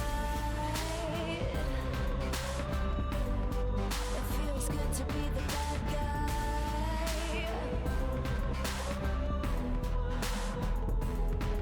You know I like to play a cold and dangerous game. My soul just can't be saved. I can't change my evil ways. My evil ways. My evil ways. My evil ways. I got the devil on my shoulder. He's dancing here along with me, and I will be your own worst nightmare. When you sleep, I'll be there in your dreams.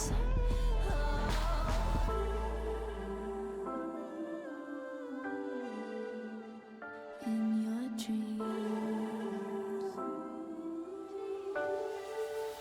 Welcome to my dark side. It feels good to be the bad guy.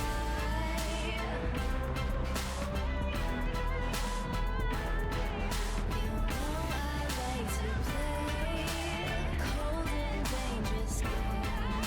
My soul just can't be saved. I can't change my evil ways. My evil ways. My evil ways. My evil ways.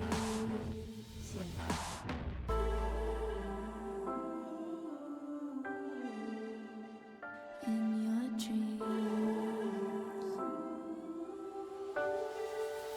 Welcome to my dark side. It feels good to be the bad guy.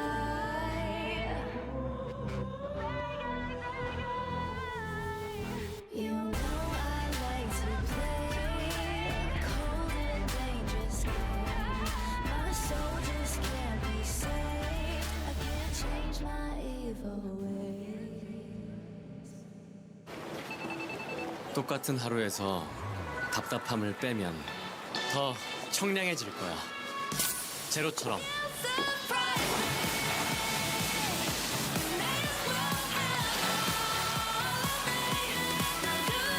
우리 없어도 되는 건 빼고 살자.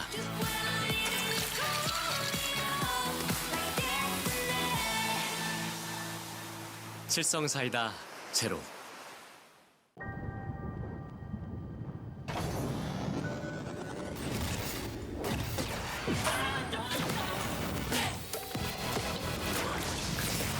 우주급 텐션 최고의 토킹 핫식스 터킨. 하늘은 우리 향해 열려 있어.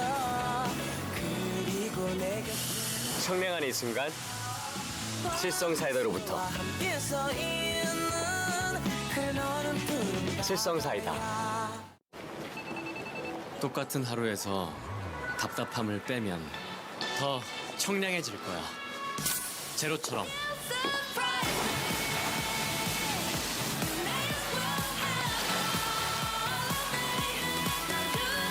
우리 없어도 되는 건 빼고 살자.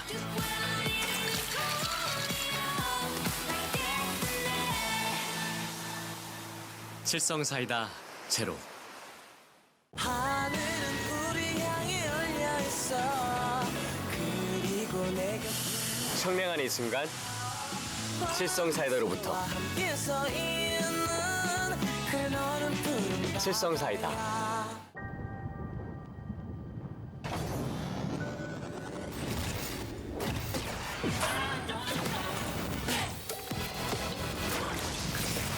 우주급 텐션 최고의 토킹 핫식스 토킹.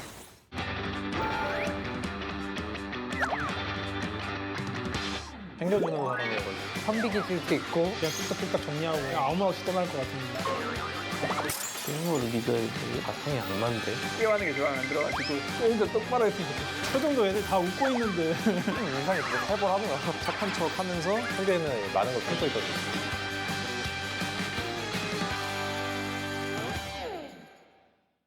Today's matchup. GuMiho. Su. Classic. Hero.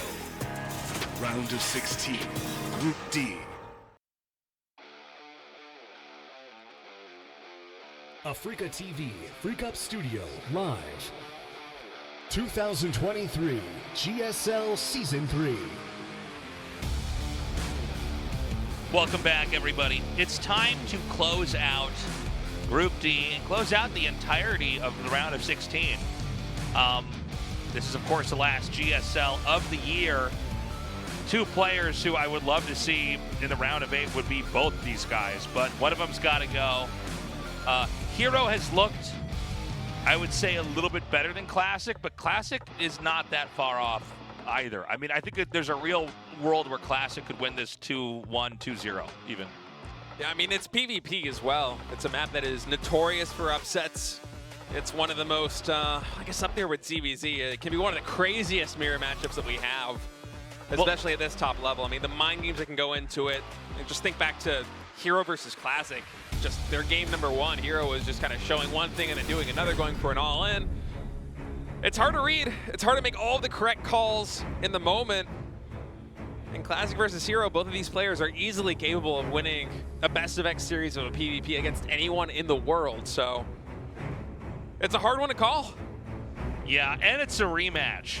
So, like, they already, tested out a lot of the stuff they had prepped. I don't know how much prep they put into PvP versus, the other two possible matchups they had to play. But we're going to find out because Game 1 is ready.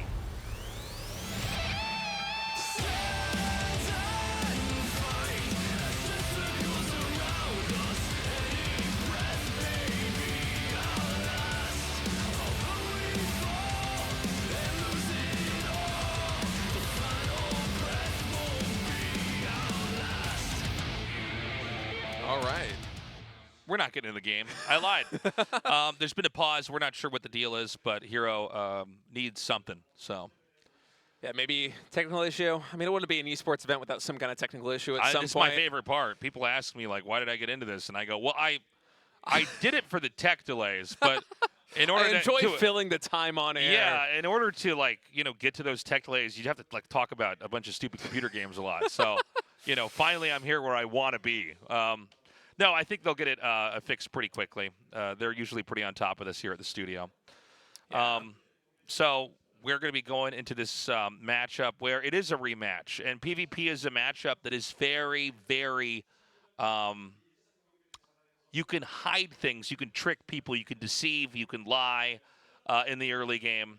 It's oh, and we're ready to go back into this. So I want to see with these two players what it's going to look like.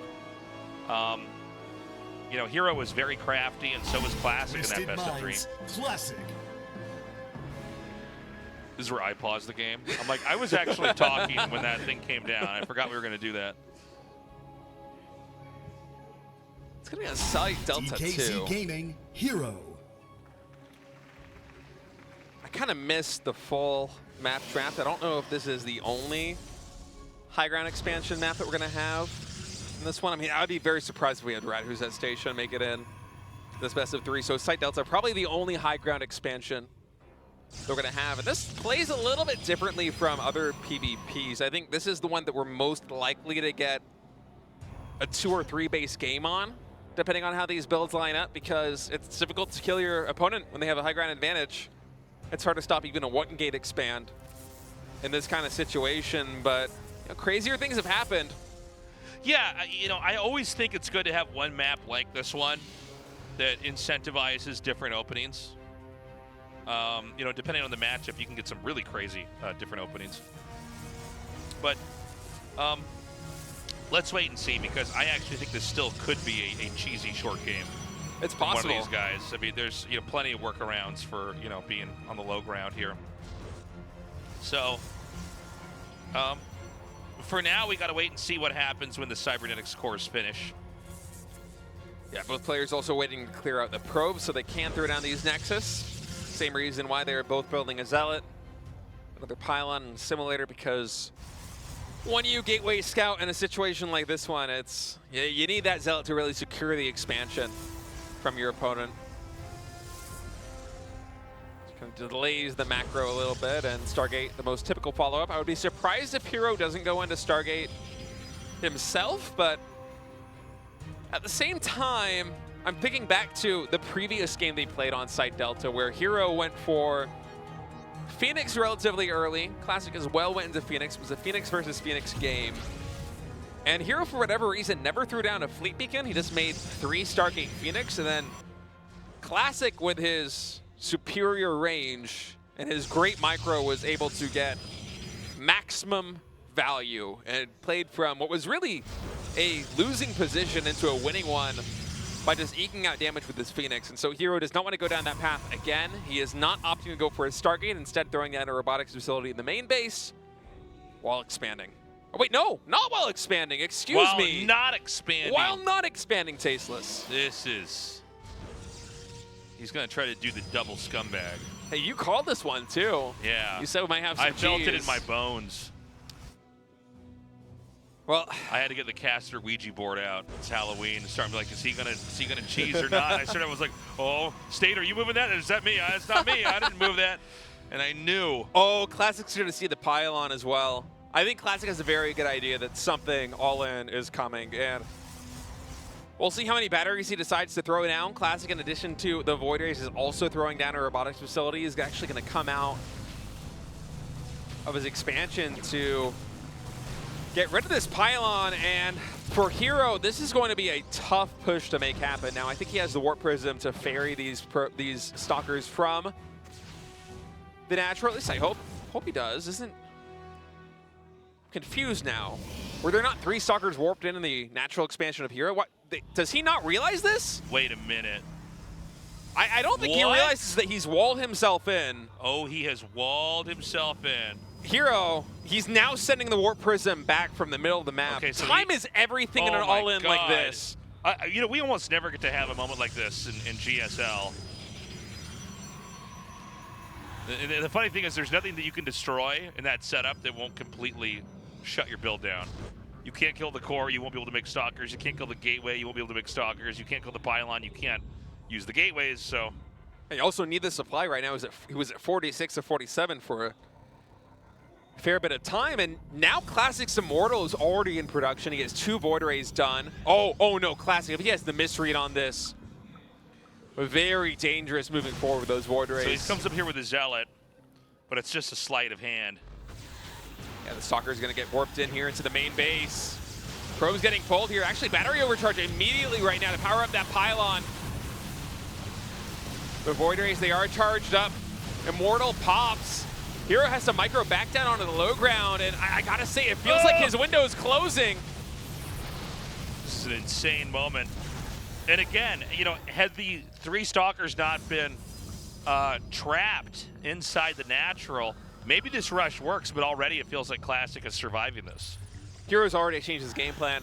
He's throwing down a Twilight Council, so now for Hero, it's all about trying to survive up to Blink. He's going to try and trade effectively up until that point. These Stalkers coming in. Nice pickups with the Warp Prism, trying to focus down these Void Rays. Does get the Sentry.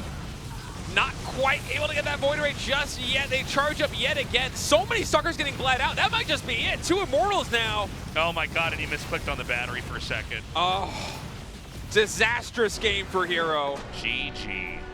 I mean, it is hard enough to break More into. like BG, if I'm going to be honest. That was a BG. Of all the games we've had in GSL More so like far. BB. That was on par with the bad. We're like in elementary school. Yeah. But it's hard enough to try and break a high ground 1-gate expansion, even if everything is going your way. And so for Hero to not realize that he walled himself in his natural expansion, and he lost at least half a minute from that. I mean, the Warp Prism was already halfway across the map before I had to come back, pick up the Stalkers, go again.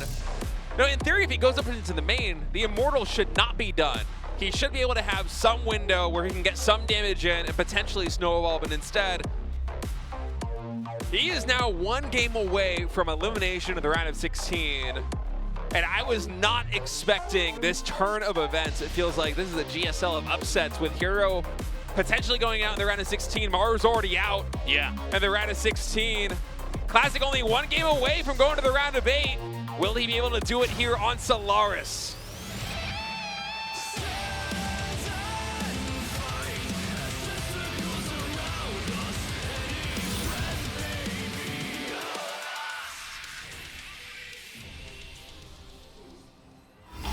Twisted Minds Classic.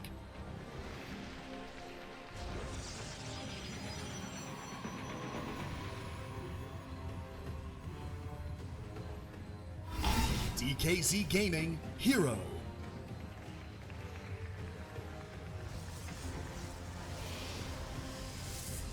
I feel bad for Hero. It happens to everyone, except for maybe Maru, but everybody has had a game where you're like, oh my god, I literally, like, you know, I just beat myself. Because of the nature of RTS and, you know, the way you can lay your buildings out. Oh, actually, yeah, you can make your things stuck in your base. Yeah. The same way you could wall yourself off from an attack and survive. Yeah, you can be entombed in your own base. And so that really kills a timing attack, where the whole thing is engineered to hit right before they get a certain unit or haven't been able to take advantage of their Nexus. And to be down 1-0 in a PvP best of 3, it feels really bad.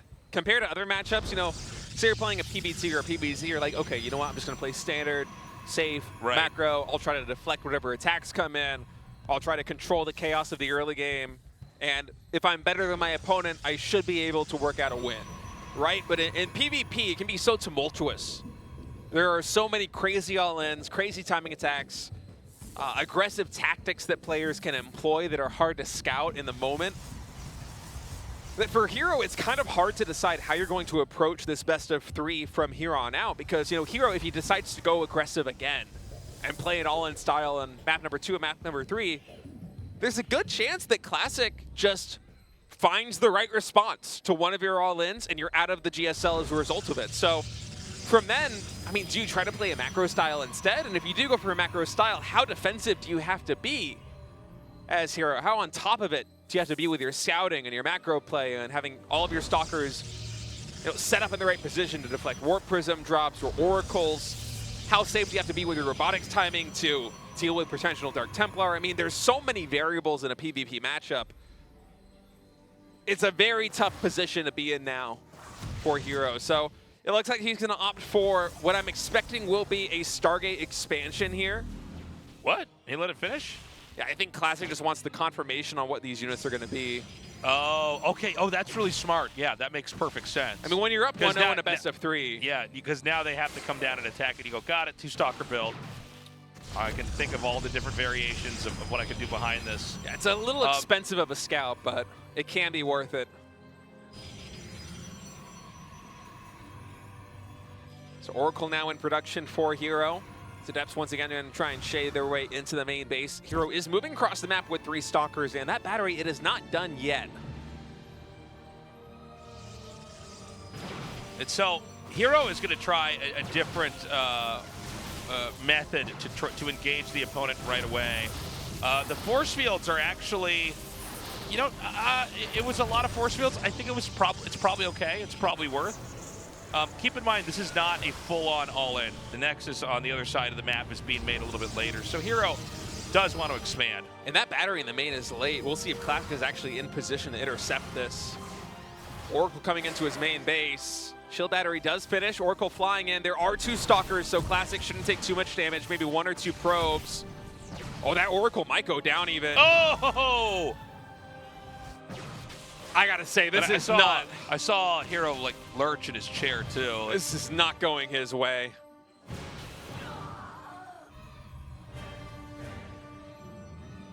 Yeah, this is rough. And Classic just has to be feeling so confident right now. You know, he has the battery, 3 Stalkers, 3 Sentries here.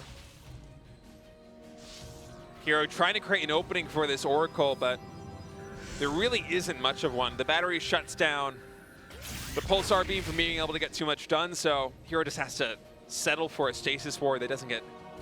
Yeah, that merely makes the workers move, you know? Yeah. Blink is coming. The Warp Prism is just now finished up here for Classic. Now, Classic getting the lead by expanding quicker. Is there any opportunities to counterattack here? There could be. Oftentimes, if you go for a robo play like this one, if you go for an Immortal and a Warp Prism, you can get some damage done on the other side of the map. But I think the fact that the Warp Prism got scouted there for Classic is going to make him cool his jets a little bit. You see him now throwing down the Twilight Council instead. And that Warp Prism can be used for a variety of other situations, right? You can use it to micro your army. You can go for just something as simple as Adept Harassment later on in the game. And Hero also has to kind of respect that there might be an attack coming across the map because of that Warp Prism, right? So he does have these 4 Adepts to try to run in and do damage. But really, you're going to scout here. Oh, and he's going to let that finish because he says, I could probably kill a decent number of workers here. Can't get the sentries though. Warp Prism paying dividends already, but 6 probes do go down, actually getting a 7th there. And 2 Adepts survives. That was a really nice attack by Hero, actually. A lot of damage done. Blink is much further along for Hero. I think Classic, despite having the Twilight Council, hasn't even started his Blink just yet, so. Hero is in a very tough position, but he's doing a good job of coming back in this game. And the second Oracle's going to go down. Dude, I'm getting really worried here. It feels like today, Hero started out really strong and has began to crumble as we get further on in the group. Like, each game, he's playing a little bit worse. No doubt, if you're already not in a great shape mentally, like, you know, you're not in the best headspace, that mistake in game 1 is probably still haunting him. We don't normally see Hero ever drop Oracles in games. He's got some of the best control ever in StarCraft 2, but right now in this game, Classic's been running circles around him. Yeah, I mean, the Oracle, losing the Oracles like that is not a good situation to be in, but, oh, Hero actually blinking 4 there, recognizes that Classic, his Twilight Council was late, he does not have Blink. Oh, these could be some really good trades for Hero. Keep in mind, behind this, he has more workers than Classic, he is taking a 3rd base, and Classic's actually full committing to this attack. He's throwing down more gateways, he is not going to try and take an expansion.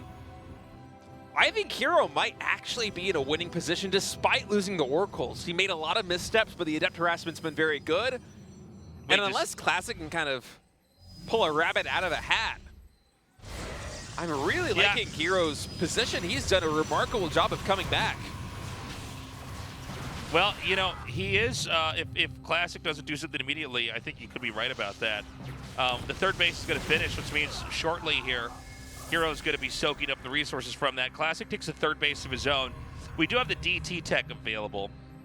And so that could make things a little bit interesting. There are observers here, but I see 2 of them trailing the wave of stalkers that is moving out on the map. And, you know, without any cannons in sight, I don't believe there's one at the natural.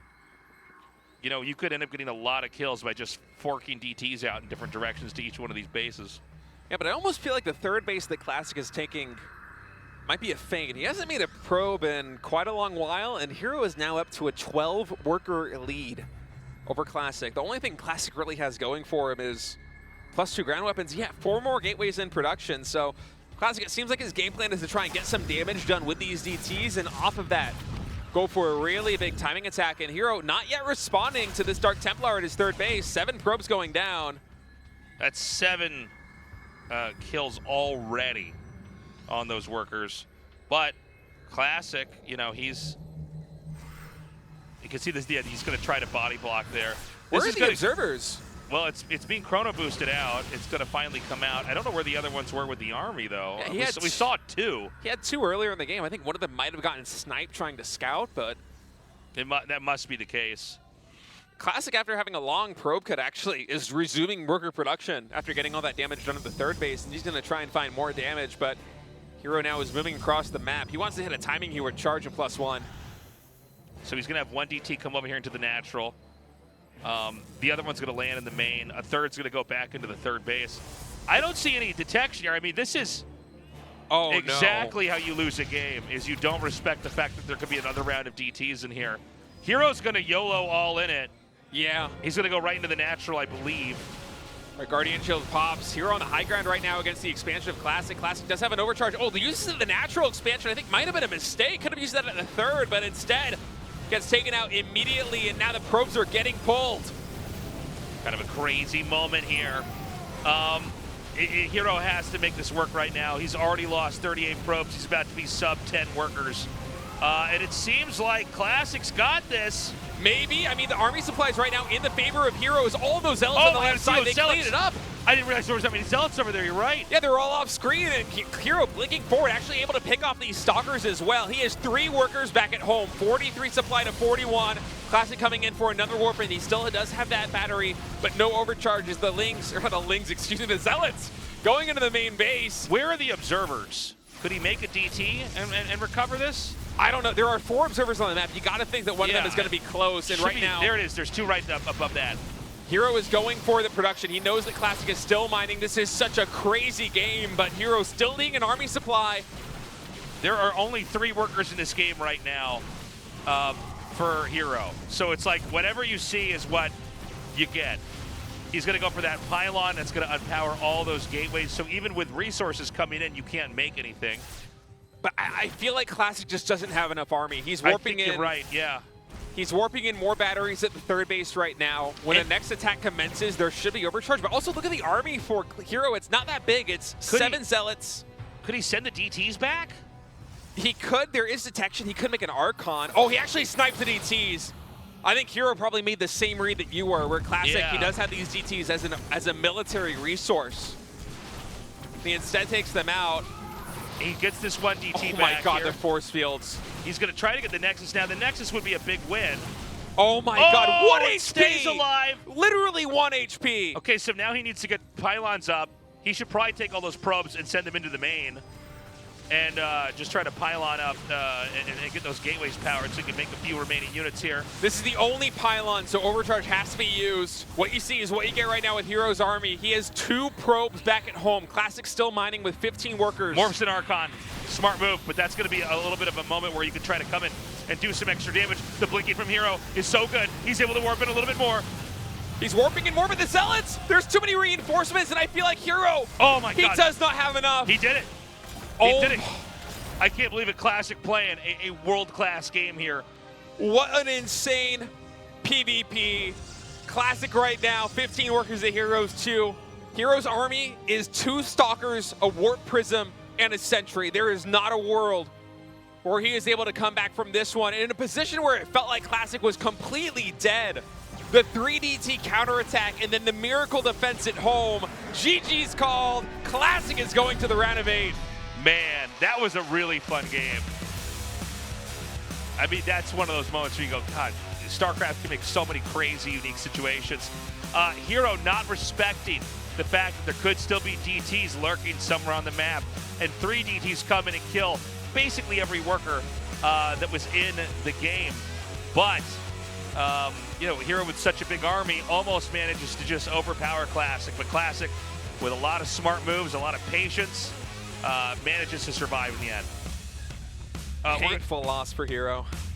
We're going to have an interview now with Classic and see how he's feeling. He has just defeated Hero and is going on to the round of 8, filling in that final spot.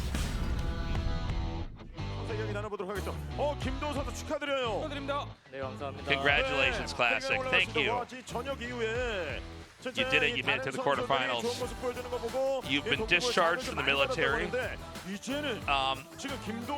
It seems like you've been very motivated by other players. Yeah, tell us your mindset.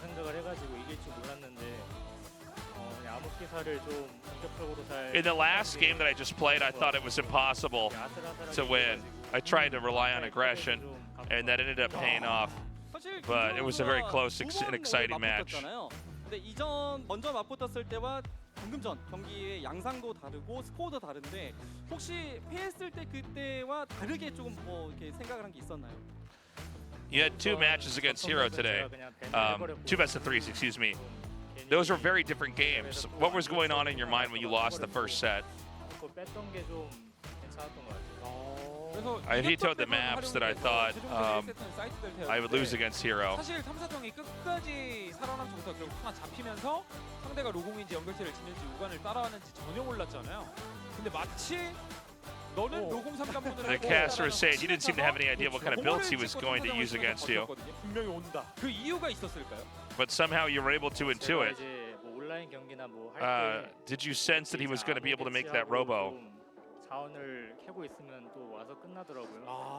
그리고 오늘 또 준호가 좀 공격적으로 많이 해가지고 아 이건 무조건 온다. 그냥 맞고만 있자라는 마인드로 했는데. Yeah, this happened to me when I played against Hero before. 와가지고 너무 다행이었던 것 같아요. He always attacks me early on. 성공하고 이렇게 올라갈 수는 있었는데. 자, 이게 저녁 이후에 좀 고생을 좀 많이 했잖아요. So I'm trying to preempt the aggression that he's likely to do and shut that down. 어떠세요? 파이가 올라가서 뭐 지금 저그들도 지금 3명이 올라와 있습니다. 뭐 사우디에서 뭐 세라도 잡고 레이노도 잡고 막 There are 3 Zergs in the quarterfinals. 해볼 만한 시즌 아닙니까? In Riyadh, you beat the Cyril and Rainer. 욕심을 가지고 있고. You must be very confident with going up against Zergs in the quarterfinals. 8강에 올라온 만큼 이제 남은 경기 잘 준비해서. I think the round of 16, making it to the quarterfinal was the hardest part. I'm ready to show a better performance. 제가 GSL 경기장 Any words to the fans? 지는 모습만 보여드려가지고 이렇게 응원 와주시는 팬분들한테 굉장히 죄송스러웠는데. Sometimes when I come to the venue, I don't feel like I'm showing the true form that I can have. So I'm going to try to overcome the anxiety and the nerves of playing in front of an audience here at GSL. Please keep cheering for me, and I'm going to show you guys some great games.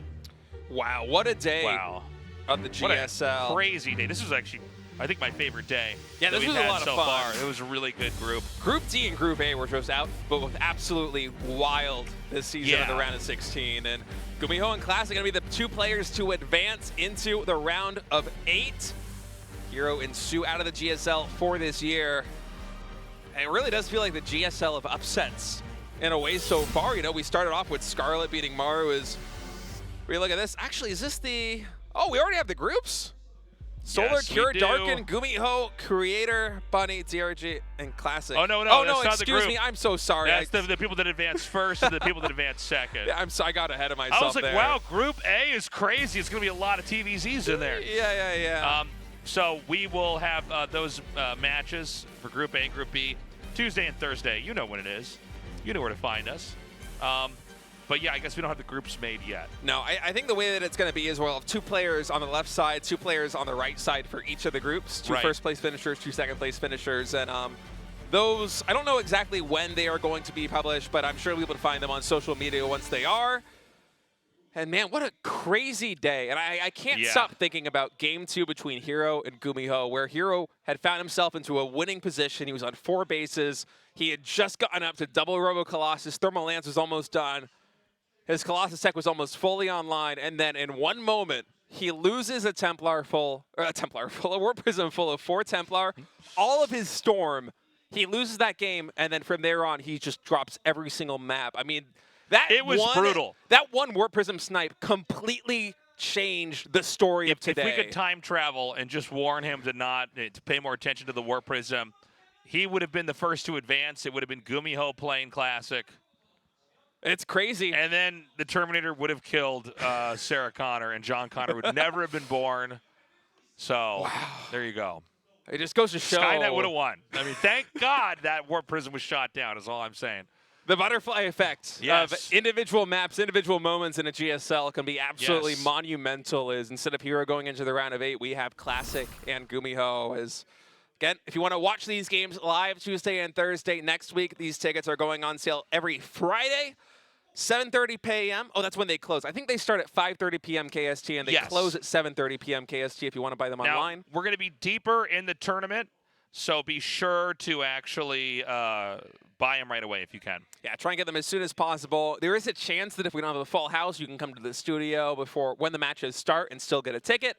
But of course, it's better to play it safe. We get a lot of people that travel down here, and so you don't want to not get in. So just try to always get a ticket ahead of time. Do the right thing. Yeah. That's all the time we have. Excellent work today, State. We love you guys, and we will see you next week. Bye-bye.